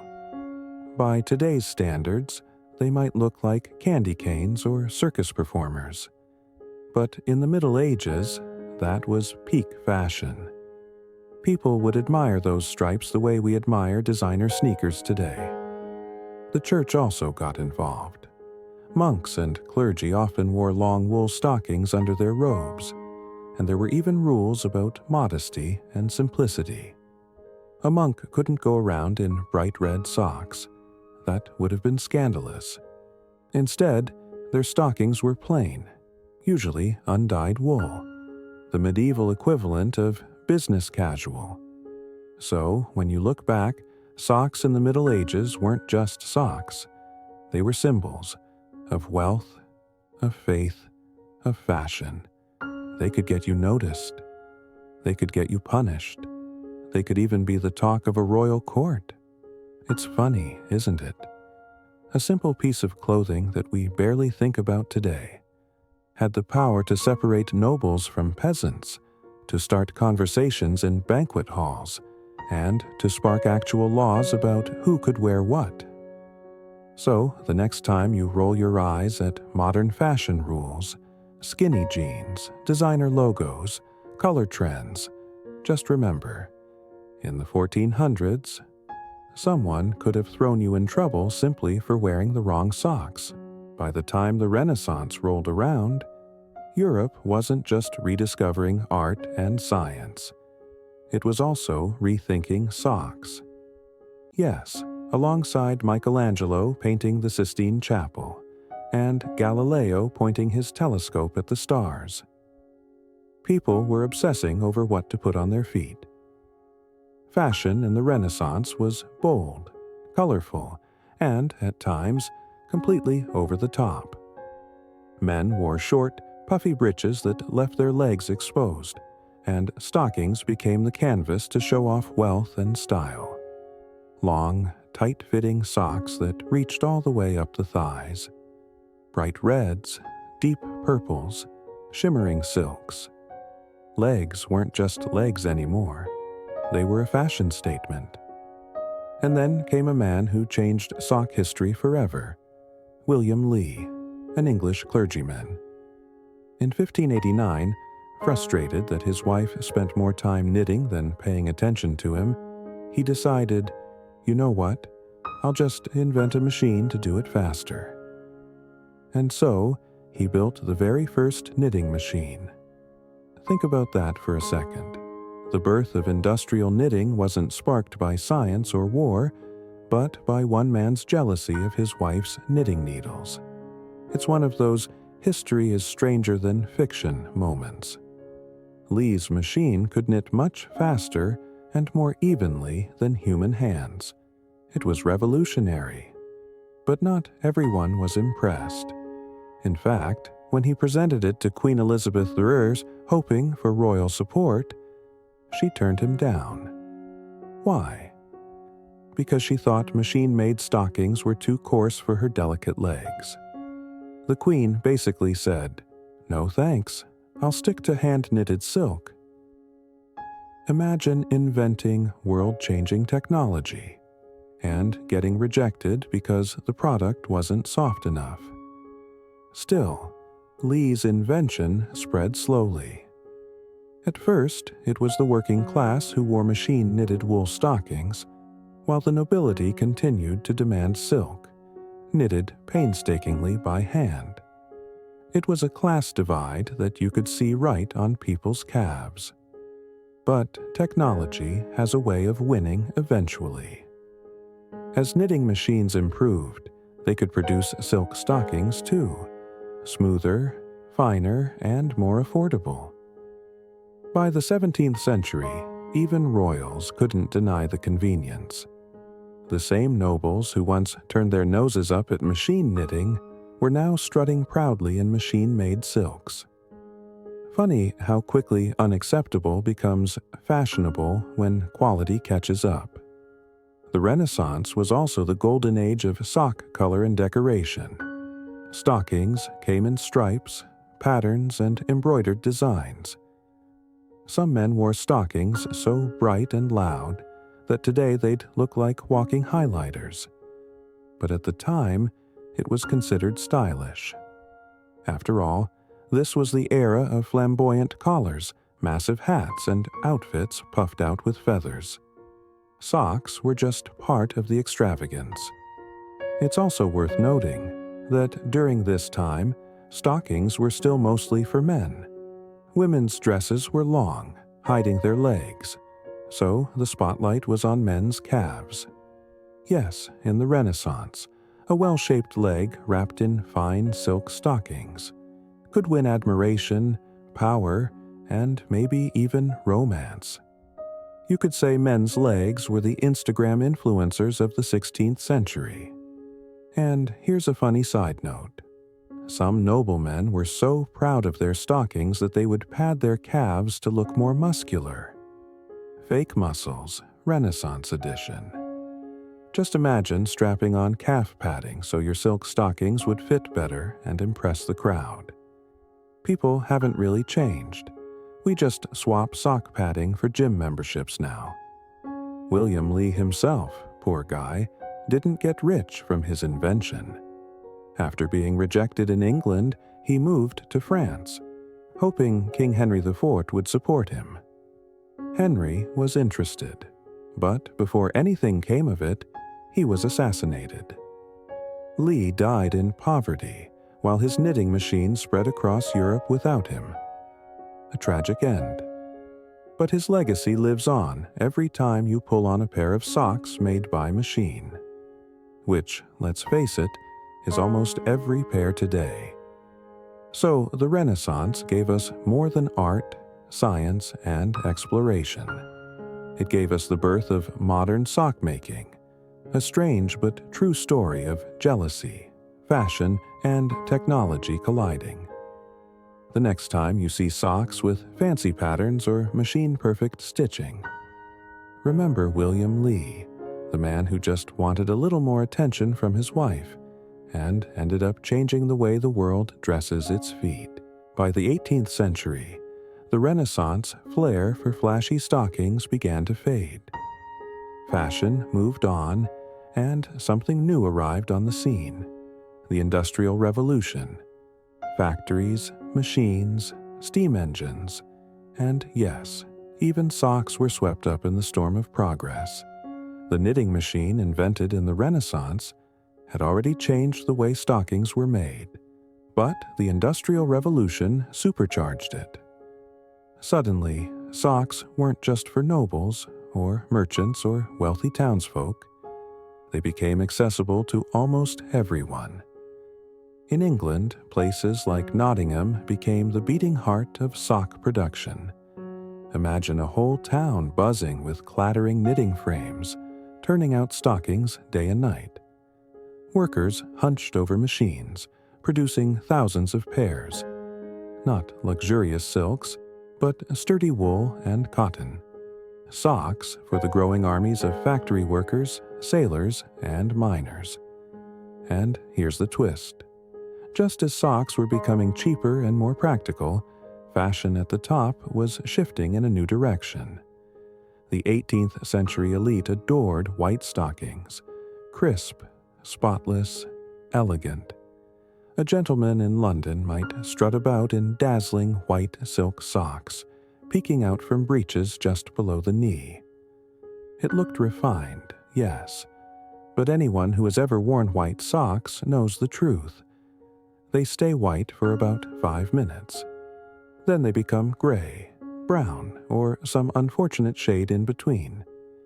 Yet, in the minds of aristocrats, white meant purity, wealth, and the ability to stay far away from muddy streets. Meanwhile, down in the factories and fields, workers wore rough, durable stockings.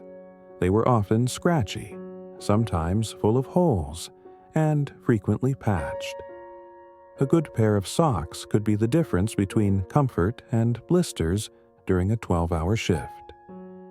In some ways, socks became the quiet heroes of the working class, keeping feet warm in freezing mills and mines. As the 19th century unfolded, something else happened that would change socks forever. Trousers replaced breeches as the standard for men's clothing. Before, stockings were proudly displayed, showing off colorful patterns, embroidery, or just the smooth shape of a calf. But now, pants covered everything. Socks were hidden from view, relegated to a supporting role instead of being the star of the outfit. This shift had a big effect on sock culture. Instead of loud colors and flashy embroidery, practicality took over. Black, gray, brown, plain and serviceable. The sock went undercover. But technology didn't stop. New materials began to appear. Rubber threads were experimented with in the early 19th century, making stockings more elastic. For the first time, socks could grip the leg without the help of garters. No more constant tugging to keep them up. It may sound small, but for people living in the 1800s, this was life-changing. Imagine not having to worry about your socks collapsing around your ankles every few steps. Revolutionary. Factories also meant global trade. English stockings were exported to Europe, America, and beyond, while cotton plantations in the American South fed the booming demand for cheap sock material.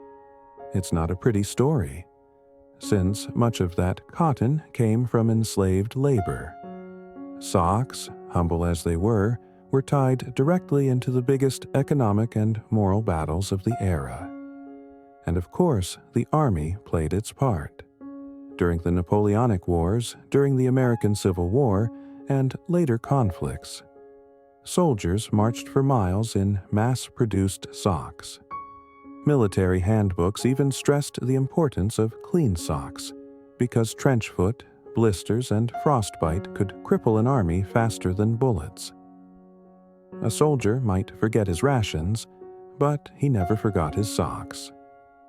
By the end of the 19th century, socks were everywhere, from the highest aristocrat in his spotless whites to the factory worker in patched wool, to the soldier trudging across battlefields. Everyone wore them, but rarely thought about them. Socks had gone from being luxury fashion to an invisible necessity, quietly doing their job under the shadow of trousers. It's funny to think about. For thousands of years, socks were a visible sign of power and style. But thanks to the Industrial Revolution, they became democratized, practical, and, well, kind of boring. Yet that boredom was their triumph, because it meant socks had finally become universal. So the next time you look at your plain black office socks and sigh, remember that they are the descendants of a revolution, forged in noisy factories, soaked in history, and shaped by changing fashion.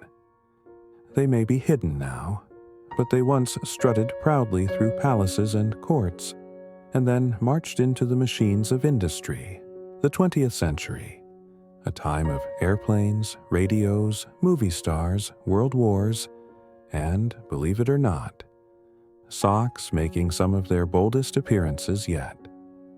At the dawn of the century, socks were still mostly practical. Solid colors, durable fabrics, reliable cotton or wool. But the world was changing fast, and socks were about to follow. Let's start with the wars. In World War I, soldiers quickly learned that socks weren't just clothing. They were survival gear. Trench warfare meant standing in mud and water for days on end, feet soaked, cold, and vulnerable. Doctors discovered a horrible condition called trench foot, where constant dampness led to infection, even amputation. The simple sock became a soldier's best defense. Letters from the front often included desperate requests. Please send more socks. Not chocolate, not cigarettes, socks. Back home, knitting circles sprang up. Grandmothers, mothers, and even school children knitting socks to send to the boys at the front. In some towns, producing socks for soldiers was seen as a patriotic duty. You weren't just knitting. You were fighting for your country, one stitch at a time. World War II was no different. American GIs carried multiple pairs of socks as part of their standard kit. And once again, women on the home front knit millions of pairs.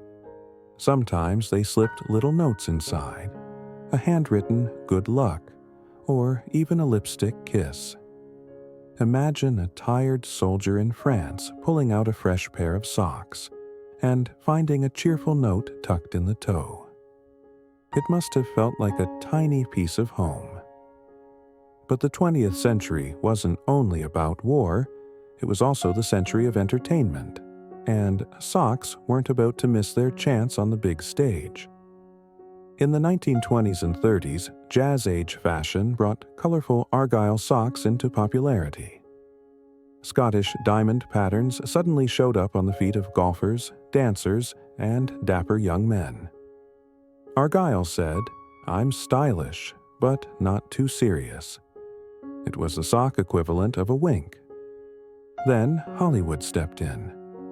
By the 1950s, socks became surprisingly glamorous. Think of the classic pin-up posters. Women in silky stockings paired with high heels. The sock, or rather, its more daring cousin, the nylon stocking, was no longer just practical. It was alluring, a symbol of elegance and seduction. And nylons. Oh, they were a phenomenon. Nylon stockings, invented in 1939, were smoother, cheaper, and more durable than silk. Women lined up around city blocks just to get a pair. During World War II, nylon was rationed for parachutes and military use, which only made stockings even more coveted. There were even stories of women drawing lines up the backs of their legs with eyeliner, pretending they were wearing nylons when they couldn't get them. That's how powerful socks, or stockings, had become. By the 1960s and 70s, socks got groovy. Tie-dye patterns, neon colors, and knee-high athletic socks dominated youth culture. Roller skaters in striped tube socks. Basketball players pulling up long socks before a game. This was the era when sports and fashion collided, and socks became part of the show. The 1980s took it up another level. Aerobics videos, bright leotards, and leg warmers everywhere.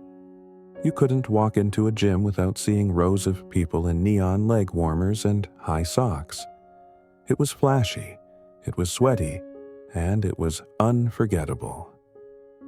Socks weren't hiding anymore. They were shouting, "Look at me."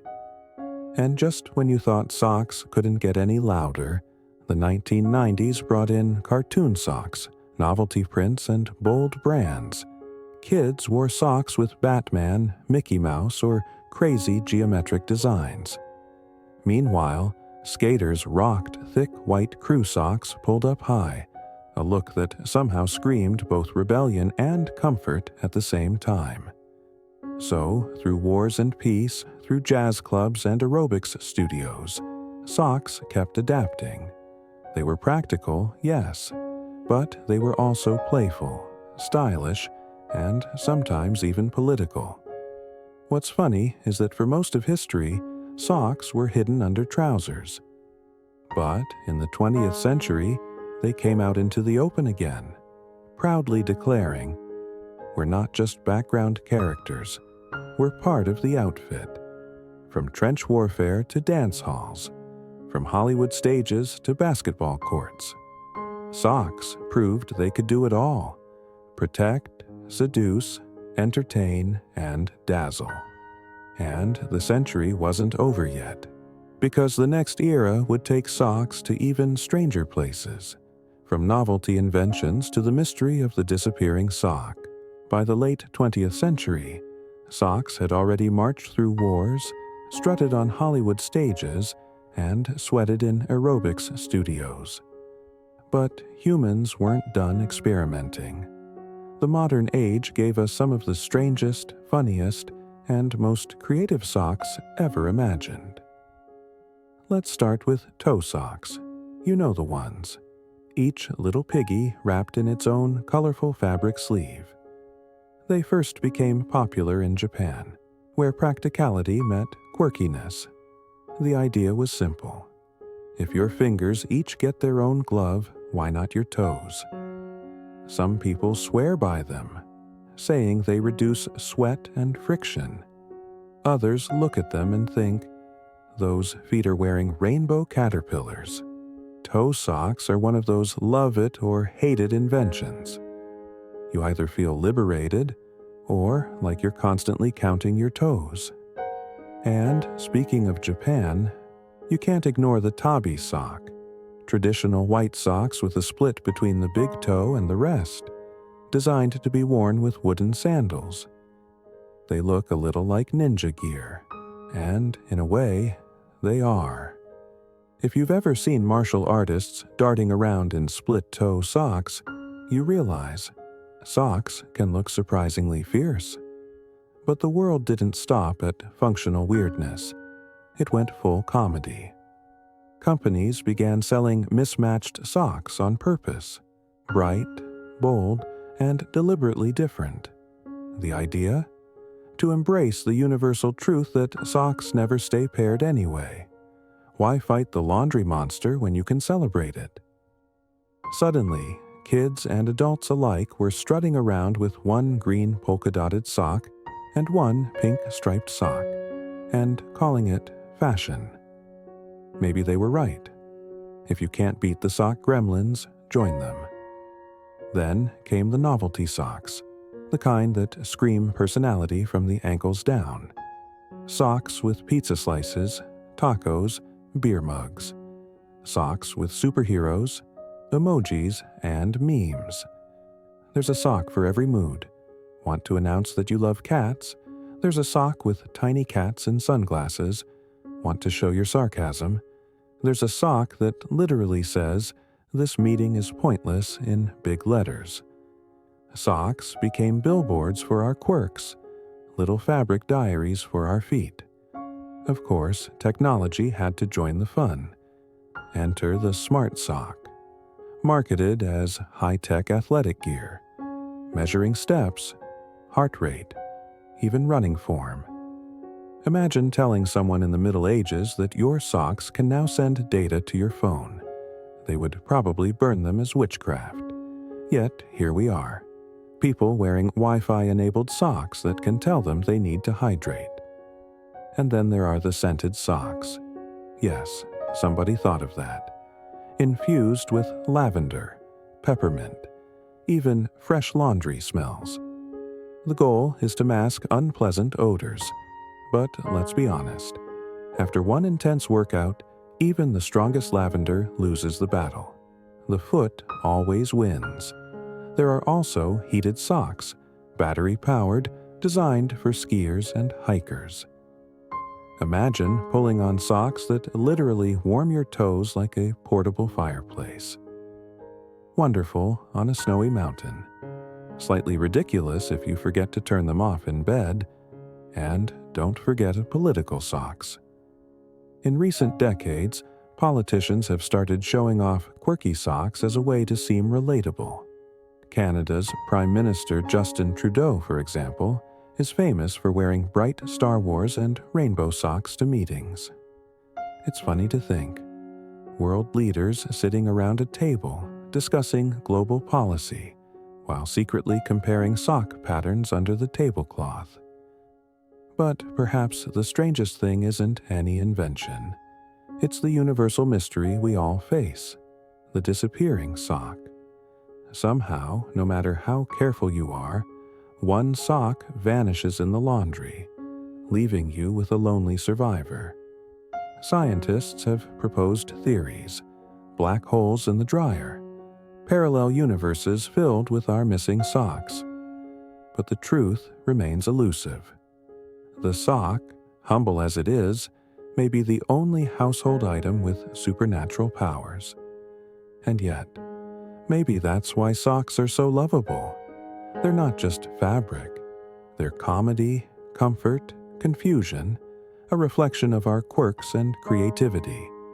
Whether it's toe socks, taco socks, or socks that vanish into the unknown, they remind us that life doesn't always need to be serious. Sometimes even history itself can be a little silly around the edges. So, as you pull on your mismatched pair tonight, maybe laugh at the absurdity, and remember, socks have come a very long way from mammoth hides and Egyptian tombs, and they still have plenty of surprises left to give. And here we are, the 21st century, a world of smartphones, space travel, artificial intelligence, and yet socks are still with us, quiet, ordinary, dependable. Today, socks are everywhere. Athletes wear performance socks with compression and moisture-wicking fabric. Businessmen wear sleek black or navy socks under suits. Teenagers wear loud, neon socks covered in cartoon characters. Even babies who don't walk yet get tiny socks shaped like shoes. We've reached the point where there's a sock for every age, every mood, every occasion. Sports gave socks a huge stage in modern culture. Basketball players pull up long, logo-covered socks that become part of their brand. Soccer players can't take the field without tall socks holding shin guards in place. Runners invest in technical socks that promise fewer blisters and better circulation. It's funny to think that, in a way, socks have become performance equipment, the quiet teammates helping athletes score points, set records, and chase medals. At the same time, socks have turned into gifts, the kind that are both practical and slightly disappointing. Who hasn't unwrapped a present and found socks inside? As a kid, you sigh. As an adult, you secretly cheer, because now you don't have to buy them yourself. Socks are the gift you don't want, but always need, a paradox wrapped in cotton. And of course, socks became internet famous, memes about lost socks, Instagram accounts dedicated to funky sock styles, even YouTubers reviewing the best socks of the year. Yes, that's a thing. In our hyper-connected world, socks found a way to sneak into the spotlight. But let's not forget the strangest part of all, the eternal mystery of the disappearing sock. Somehow, despite better washing machines, smart dryers, and all our technological advances, socks still vanish. You put two in, only one comes out. Where do they go? Scientists, comedians, and exhausted parents have all offered theories. Maybe socks slip into the machinery. Maybe static electricity makes them cling to bed sheets. Or maybe, just maybe, there's a secret parallel universe entirely made of lost socks. A world where your old striped gym sock is living happily ever after with that polka dot one you haven't seen since 2015. The missing sock phenomenon is so universal that some people have even turned it into art. Sculptures of lonely socks, poems about sock loss, even sock-themed memorial days. It's silly, but it shows how deeply woven socks are into everyday life. We laugh, we complain, but we all know the pain of the sock singularity. And yet, even with their vanishing acts, socks remain faithful companions. They're the first thing you reach for on a cold morning, the little cushion between your feet and the hard world. They've marched with us through history, from caves and tombs, to factories and battlefields, to sports arenas and fashion runways. Think about it. Socks have been humble survival gear, elite fashion symbols, industrial products, patriotic tokens, seductive accessories, novelty gifts, and high-tech gadgets. Not many items of clothing can boast such a long and strange resume. So tonight, as you slip into bed, maybe with your socks on, maybe with them off, take a moment to appreciate them. These soft little tubes of fabric carry thousands of years of history. They've protected kings, soldiers, workers, and dreamers. They've been laughed at, desired, hidden, and celebrated. And most of all, they remind us that even the smallest things in life can have the biggest stories. Because history isn't just written in crowns and swords. Sometimes it's stitched into the quiet comfort of a pair of socks. So, sleep well, warm, cozy, and maybe smiling a little, knowing that the socks on your feet are part of one of humanity's oldest, funniest, and most overlooked traditions. Small tools that made every meal human. So, you probably don't think about spoons very often. They're just there, in the drawer, waiting to stir your tea or scoop some soup. But if you lived in the Middle Ages, a spoon wasn't simply a piece of cutlery. It was a sign of culture, of craft, and sometimes even of wealth. Imagine sitting in a candlelit hall, wooden beams above your head, the fire crackling at the far end, servants moving quietly with trenchers of bread and bowls of stew.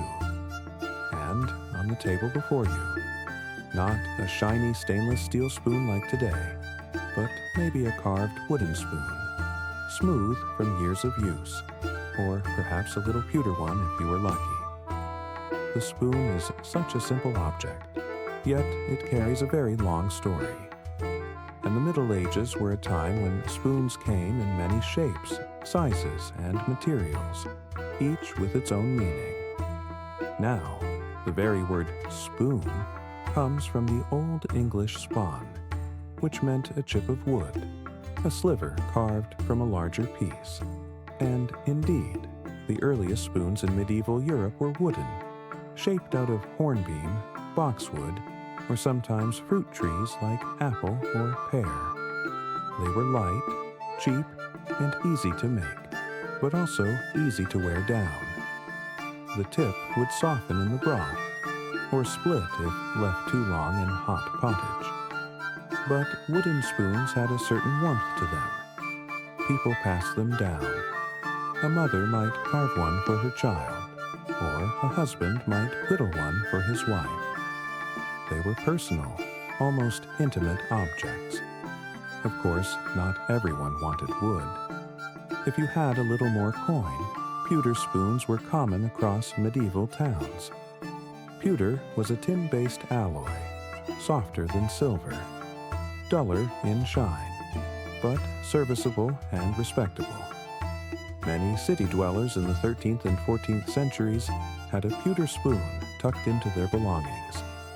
Sometimes they even carried them on their belt, tied by a leather strap, ready to use at feasts or inns. And then, for the very wealthy, there were silver spoons, bright, gleaming, carefully hallmarked. In fact, in London by the 14th century, silversmiths were already regulating the quality of spoons. Some were engraved with saints, others with little inscriptions. A silver spoon was not just a tool. It was a status symbol, a reminder that you belonged to the upper circles of society. Think for a moment of how strange that must feel. A spoon today is so common, but back then, owning a finely crafted spoon could tell others about your rank. It was a little badge of respectability, polished and shining on your table, and the shapes, too, varied. The bowls of medieval spoons were often more pointed than the rounded ones we know today. They were meant to pierce into thick stews and broths. Spoons with round bowls were rarer in early centuries, though they became more common later.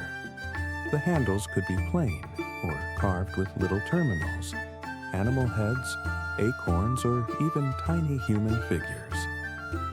Now, you might be wondering, what about horn spoons? Ah, yes. Horn was another material widely used, especially in Northern Europe where cattle were plentiful. Horn spoons were smooth and translucent, almost like glass when polished. And though they bent easily under heat, they had a certain elegance. Some monasteries even issued horn spoons to their monks, cheap, practical, and humble. Already you can see, just in this one simple object. The Middle Ages gave us layers of social meaning. A peasant with a plain wooden spoon, a town burgher with pewter, a noble with silver, and perhaps a monk with horn. Each person lifting the same gesture to the lips, but with a tool that reflected their place in the world. And so, in this lecture, we'll wander slowly through these many kinds of medieval spoons: wooden, pewter, horn, silver, and even the rare gold or relic spoons kept in churches. We'll look at how they were made, how they were used, and the little stories they carried with them. It's not a subject that will keep you awake at night, but perhaps that is the point. So settle in, breathe slowly, and let's continue our journey through the humble world of medieval spoons. When we think of the Middle Ages, we often imagine knights in armor, castles, and great battles. But everyday life was made of simpler things, and few objects were more humble, more constant than the wooden spoon. The wooden spoon was, in many ways, the spoon of the people. It was inexpensive to make, and almost anyone with a little skill and a small knife could carve one. Children sometimes whittled them as practice. Farmers carved them during the long winter evenings, and woodworkers sold them by the bundle in the markets of towns. The wood most often chosen was hard and fine-grained. Boxwood, for instance, was prized because it didn't splinter easily. Fruit woods like apple and pear were also common, since they were available when old orchards were cut back. Beech and hornbeam were reliable. Elm, too, though its twisting grain made carving a challenge. A typical medieval wooden spoon had a narrow, slightly pointed bowl, and a handle that was either straight or gently curved. There was little ornament, unless the maker wanted to leave a small carved notch at the end, a sort of maker's mark. Some were small, suited for children, others larger, for dipping into thick soups or porridge. Now, one of the most fascinating things about these wooden spoons is how personal they were. In many households, each member had their own spoon, kept for them and them alone. Imagine a family seated around a rough wooden board, each with their trencher of bread and bowl of pottage, and beside it, their own spoon. Perhaps a little nicked at the edges, perhaps a little darker from years of broth and stew, but theirs familiar to the touch. Travelers sometimes carried a spoon tucked into their pouch or tied to a belt. Inns did not always provide cutlery, A traveler would arrive, sit down, and bring out his own spoon, dipping into whatever meal was served. There's a certain coziness in that image, the idea of wandering with your own little tool, shaped by your hand, faithful and simple. And let's not forget, the spoon was not just for eating, it was also for stirring. Mothers stirred milk over the hearth with spoons. Herbal mixtures for remedies were mixed in small wooden bowls with wooden spoons. Even ink for scribes could be stirred with a little wooden stick shaped like a spoon. The object crossed the line between kitchen and workshop, between food and craft. But wooden spoons had their weakness. They wore out quickly. They absorbed flavors. A spoon left too long in hot broth might soften, even crack. If not cared for, it would split along the grain. And so, wooden spoons were plentiful, but rarely lasting for generations. They were meant for use, for daily life, and eventually they were discarded, replaced by another, fresh carved from the same tree or its neighbor. Still, there are accounts of wooden spoons that became keepsakes. A pilgrim might carve one on the road and bring it home. A husband might gift one to his wife, the handle shaped into a heart or a flower. In some parts of Europe, the idea of giving a carved spoon as a token of affection lived on. A simple, quiet expression of love, practical and personal at the same time. It's worth pausing to imagine the texture of eating with a wooden spoon. The feel of it against the lips was softer, warmer than metal. It did not clink against the bowl, but made a duller, gentler sound. Perhaps that, too, made meals more comforting in their way. A wooden spoon had a sort of silence, unlike the harder metallic spoons that rang out when set down. And, though wooden spoons were common, they were not considered poor or shameful. They were simply what most people used. A good wooden spoon was valued, cared for, and sometimes kept in a pouch or wrapped in cloth to prevent damage. In some households, the spoons might even be hung up on pegs along the wall, a row of smooth little tools, each waiting for the next meal. Archaeologists have found countless fragments of medieval wooden spoons. Often, the bowls are worn thin, the handles broken away. In the damp earth of old towns, the wood softens, blackens, and eventually crumbles. But enough remain for us to glimpse their shapes, simple, elegant in their own way. The everyday spoon was a companion to the medieval diet. And what was that diet? Thick pottages of grains, beans, peas, sometimes flavored with a bit of pork fat or a few herbs. A wooden spoon dipped into such a dish day after day, morning and evening, and so the spoon absorbed not only the broth, but also the rhythm of medieval life. Think of the long winter nights, when families gathered around the hearth, the only warmth in the home. A pot bubbled with cabbage and barley. The children, hungry, reached for their spoons, and the parents, weary from the fields, did the same.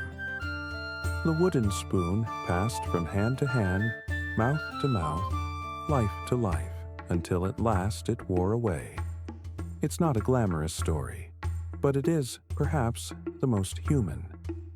The wooden spoon was the spoon of memory, of daily life, of all the unnamed people who lived and died in the centuries between kings and wars. Their spoons never made it into chronicles, but they shaped every meal, every comfort, every humble supper of bread and broth. And so, when we speak of medieval spoons, we begin with wood, because wood was where it all began, and wood is what most people knew. In our next part, we'll step into a slightly wealthier world, the world of pewter spoons, shining dull gray heavier in the hand and more durable than wood. As towns grew across medieval Europe and trade brought more goods into the markets, the spoon began to change. Wood was still common, but more and more people, especially in bustling towns, reached for pewter. Pewter, that gray, soft metal. An alloy of tin mixed with a little copper and sometimes lead in the earliest days. It wasn't as brilliant as silver, but it was smoother and sturdier than wood. A pewter spoon could last years, even decades if cared for. In the streets of London, Paris, Cologne, Bruges, pewterers had their guilds, busy workshops where the molten metal was poured into molds, hammered, polished, and shaped into spoons. By the 14th century, the craft was regulated. The quality of pewter was inspected, so that townsfolk could buy with confidence. The design of pewter spoons was a little different from the wooden ones.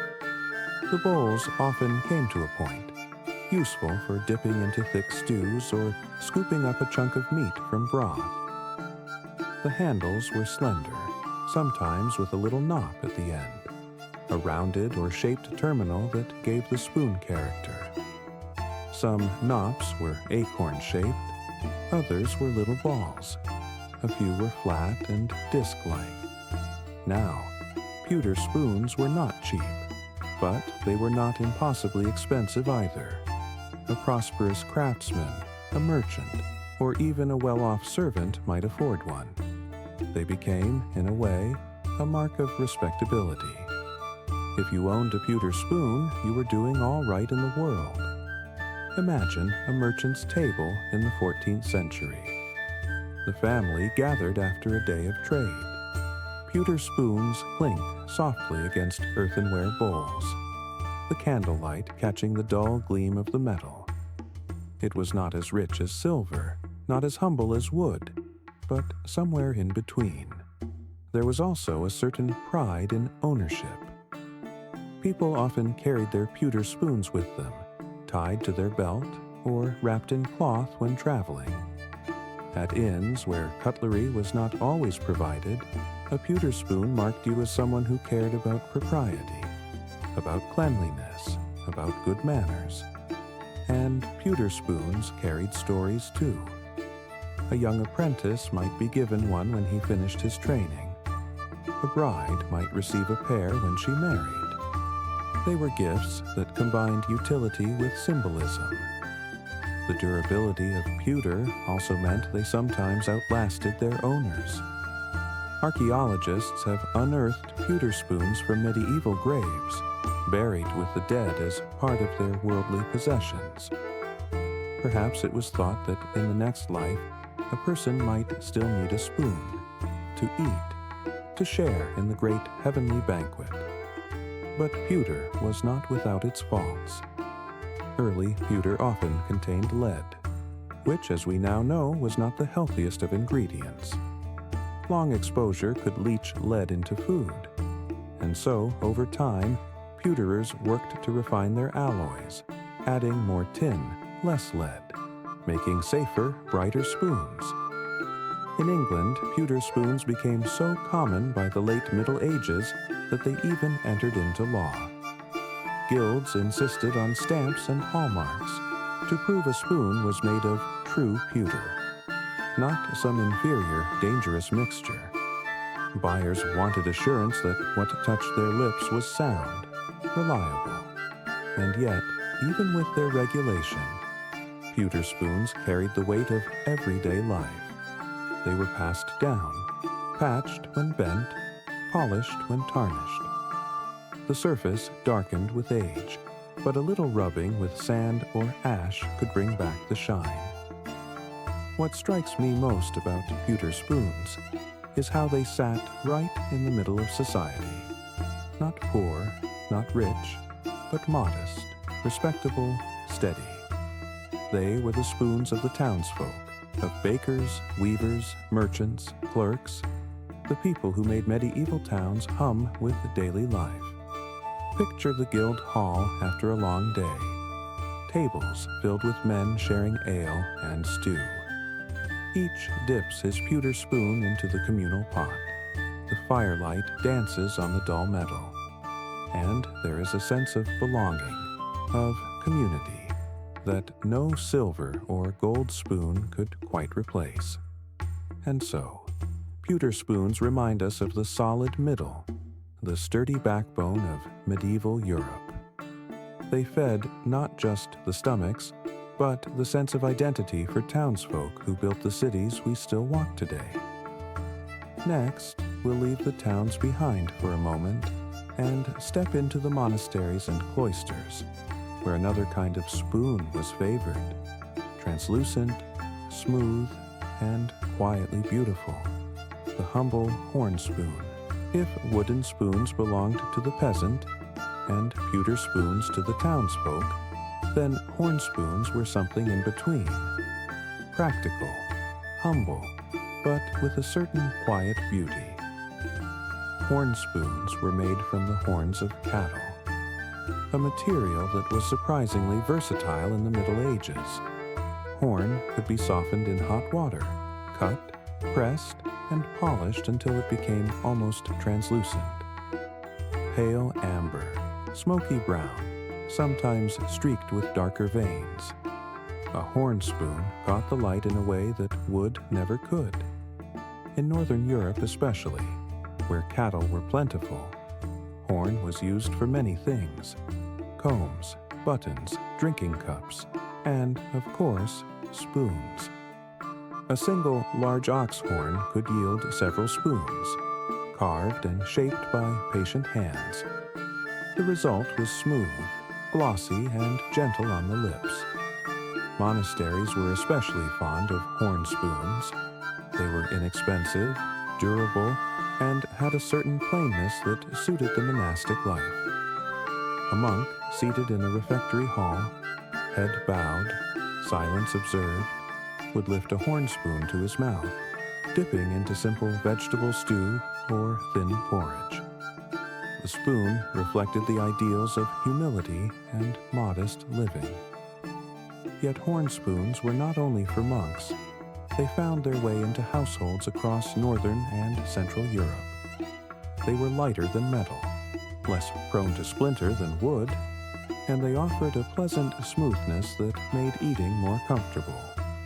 What is fascinating is that horn spoons could be worked into different forms. Some were small and delicate for soft foods, others broader with long handles used for stirring.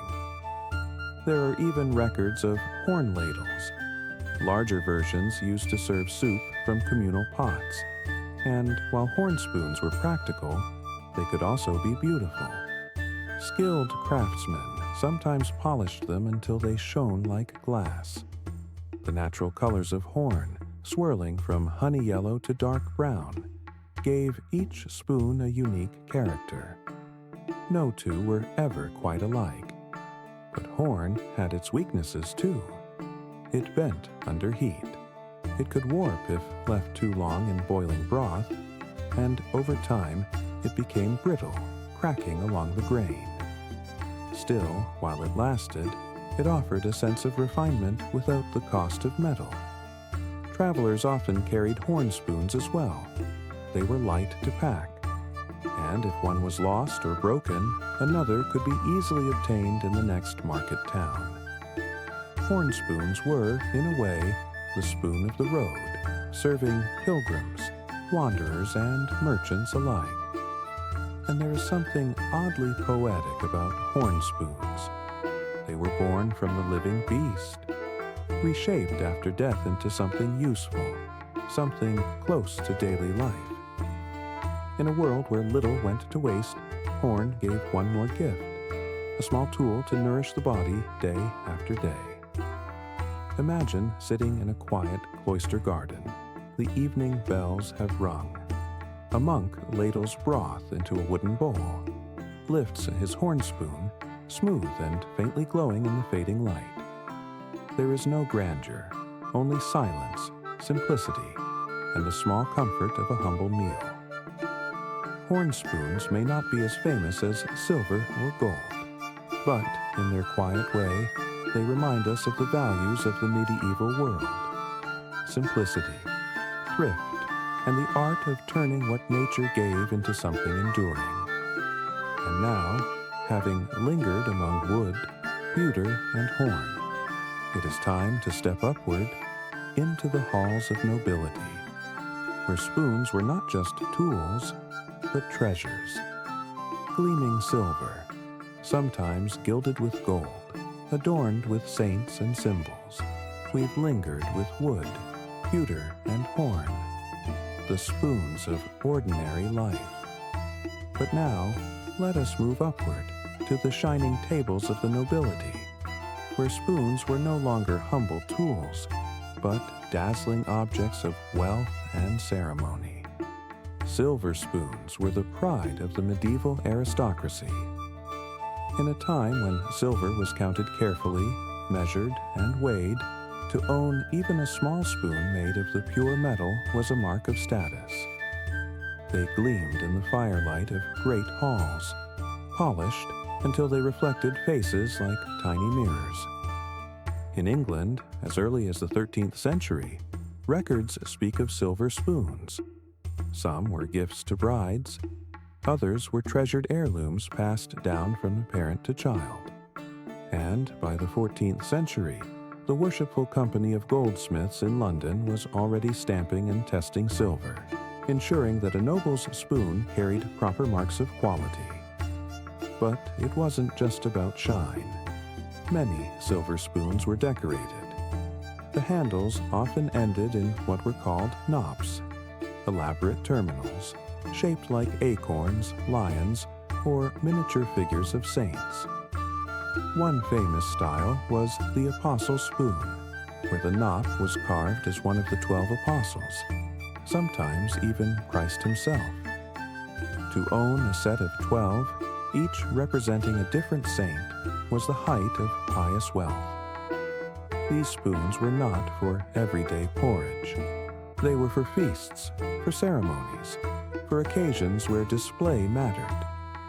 At a great banquet, nobles and bishops might sit side by side, lifting silver spoons from silver bowls, the table gleaming with wealth as much as with candlelight. And sometimes, spoons were gilded, a thin layer of gold applied to silver, creating an object that seemed to glow, warm and rich in the light of the hall. A gilded spoon could catch the eye more than a simple goblet, because it was so intimate, so close to the lips. There were even spoons made entirely of gold, though these were rare and usually ceremonial. Kings and queens might receive them as coronation gifts, or churches might hold them as part of their treasures. A golden spoon was not meant for soup. It was a symbol of authority, of divine favor, of wealth beyond measure. Now, silver spoons carried meaning beyond the table. They were gifts at baptisms, given to infants of wealthy families as a sign of fortune. This is where the phrase, "born with a silver spoon in one's mouth," comes from. It meant not that the child literally tasted silver, but that they entered the world with wealth already in hand. Such spoons often carried engravings, initials, coats of arms, or religious symbols. They were meant to be both practical and commemorative, reminding the owner not only of their family's wealth, but also of their lineage, their place in the world. Silver spoons also traveled. Nobles on pilgrimage sometimes carried them, not only for eating, but as portable wealth. If money ran short, a spoon could be sold or pledged for coin. In a world without banks as we know them, silver spoons were, in a sense, pockets of security. And what of the experience of eating with a silver spoon? Different from wood, from pewter, from horn. Silver was cool against the lips, smooth and unyielding. It did not absorb flavors. It rang lightly when set down. To use a silver spoon was to feel permanence, a sense of something beyond the fleeting meal. Archaeologists sometimes find these spoons in hoards, buried during times of war or plague, kept safe by anxious hands, only to be left behind as their owners never returned. Each spoon carries a story of wealth, of fear, of longing. So when we imagine the noble's table, picture not only the roasted meats, the wines, the fruits, but also the glittering array of spoons, each a tiny masterpiece, each a whisper of status, faith, and wealth. But silver spoons were not the end of the story. For beyond the halls of nobles and kings, there were spoons tied to the sacred, spoons kept in churches and monasteries, used not for porridge or pottage, but for holy rituals. Relic spoons, imbued with meanings far deeper than hunger. By now, we've wandered through the spoons of peasants and merchants, through the gleam of silver at noble tables. But in the Middle Ages, there was another world entirely, the world of the church. And here, too, spoons had their place. A spoon in a monastery refectory might be humble, a horn spoon, plain and serviceable. But within the church itself, spoons could be sacred. They were not meant for stew or pottage, but for holy rituals.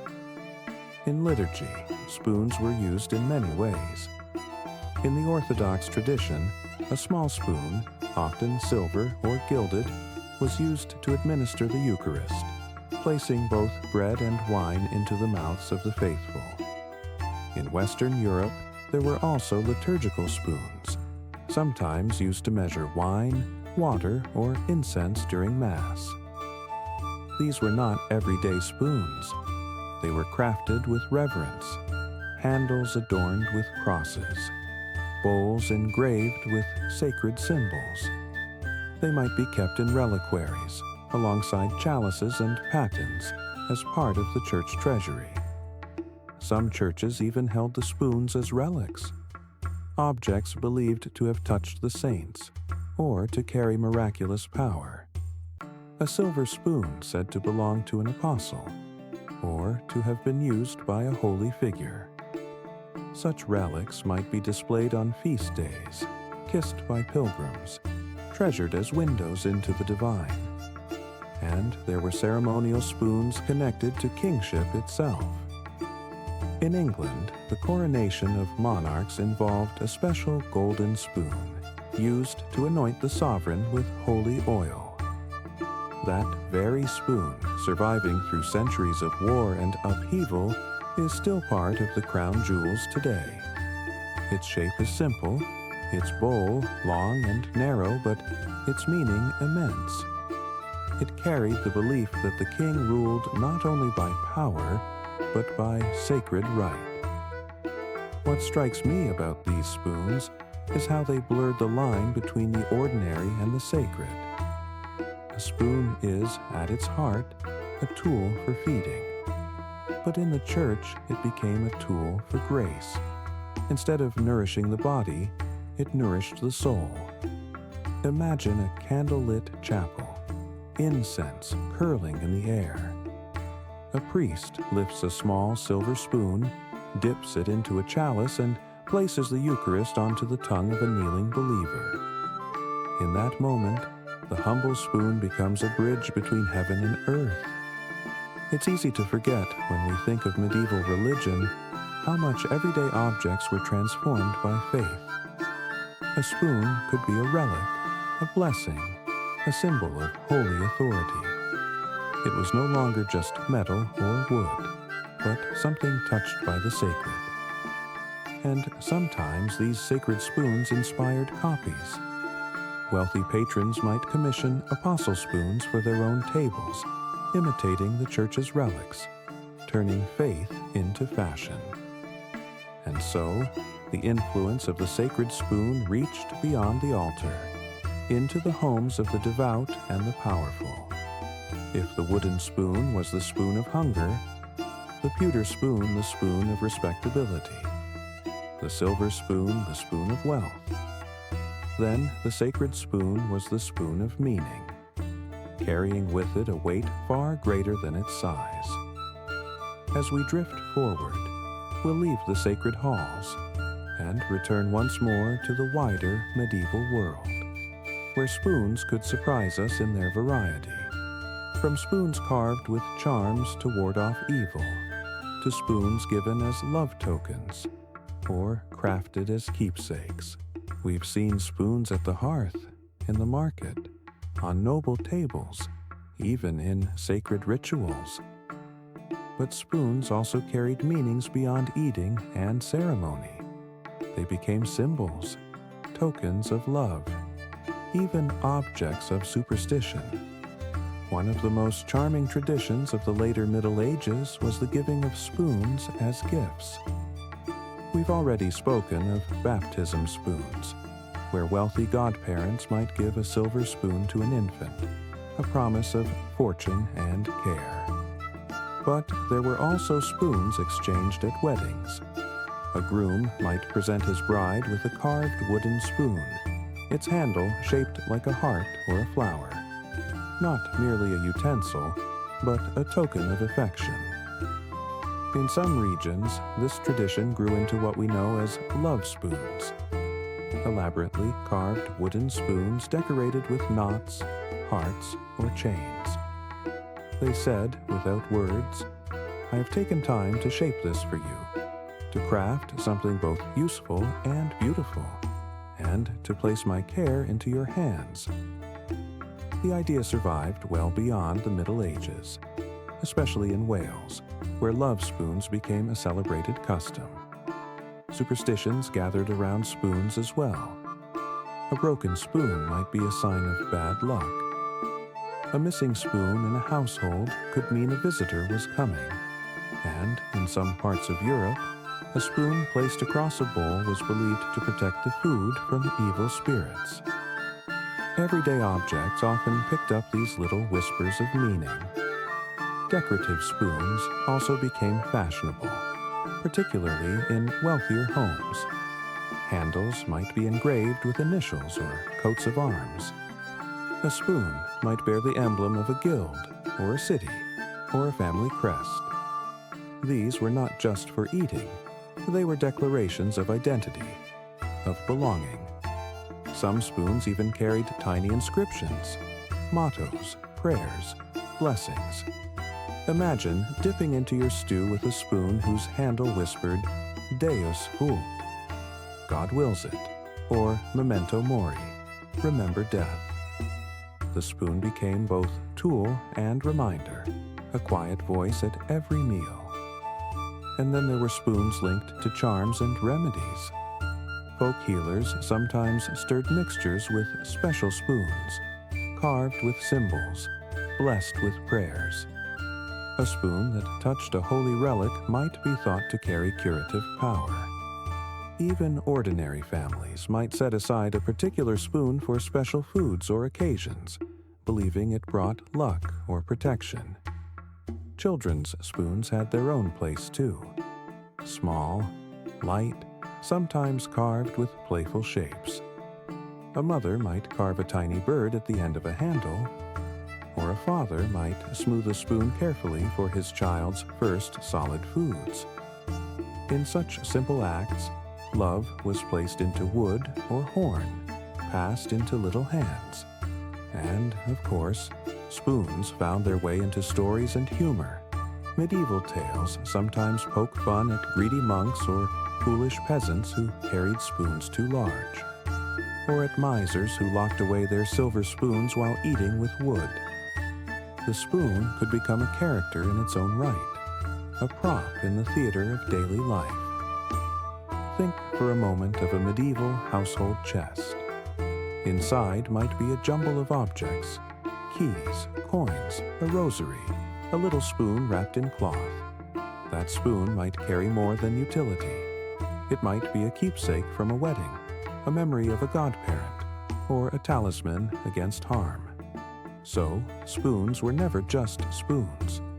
They were, at times, tokens of love, carriers of family pride, bearers of superstition. They could be humble, they could be elaborate, but they were always close to human life. And now, as we near the end of our long wandering, let's gather these threads together to see how the many types of medieval spoons, wood, pewter, horn, silver, sacred, and symbolic, shaped the texture of daily life, and how, in their quiet way, they still whisper to us across the centuries. And so, we have wandered through every kind of medieval spoon, from the simple chip of wood carved by hand beside the hearth, to the gleaming silver of noble tables, from the translucent horn of monasteries, to the gilded and sacred spoons held in churches, each one different, each one carrying a fragment of medieval life. It is curious, isn't it, how such a small object can reveal so much. We think of history in terms of kings and battles, castles and cathedrals.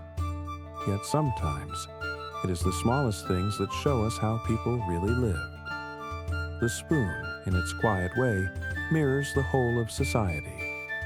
For the poor, the spoon was wood, soft, personal, worn down by years of porridge and pottage. For the townsfolk, pewter spoons reflected modest prosperity, respectable and durable. For the monks, horn spoons embodied simplicity and humility. For the nobles, silver spoons gleamed with wealth and status. For the church, sacred spoons transformed into symbols of faith, of blessing, of authority. And beyond all that, spoons were gifts, tokens of love, carriers of superstition, tiny vessels of memory. They could be buried in graves, given at baptisms, or locked in chests as treasures. Think of the rhythms of daily life.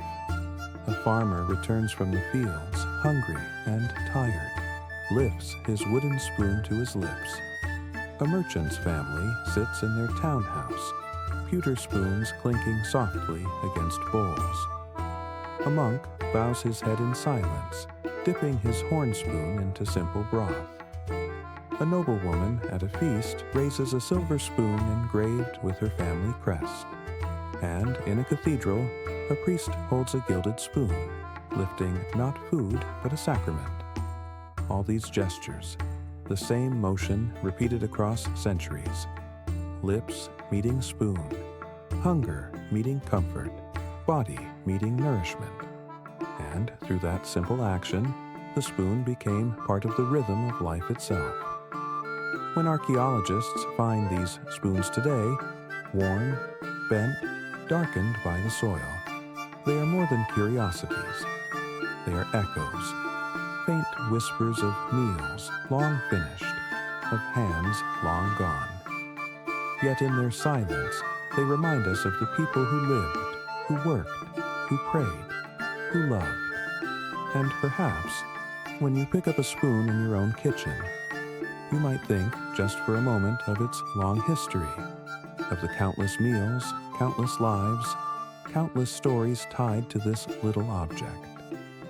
The medieval spoon was never just a tool. It was a mirror, showing the place of each person in their world. And now, as we close this quiet lecture, let the thought of spoons drift in your mind, like the flicker of candlelight in a long medieval hall. Steady, gentle, fading into silence. Sleep well. Thank you for staying with me. If you're still awake, you did beautifully. If you're asleep, that's exactly what this was for. The stories today were simple: bread, taxes, socks, spoons, common things that carried uncommon history. If you want more, there's a calm playlist waiting, or you can let this continue into another quiet lecture. Either way, take one more easy breath in and out. Rest well, and may the ordinary things feel gentle again. Good night.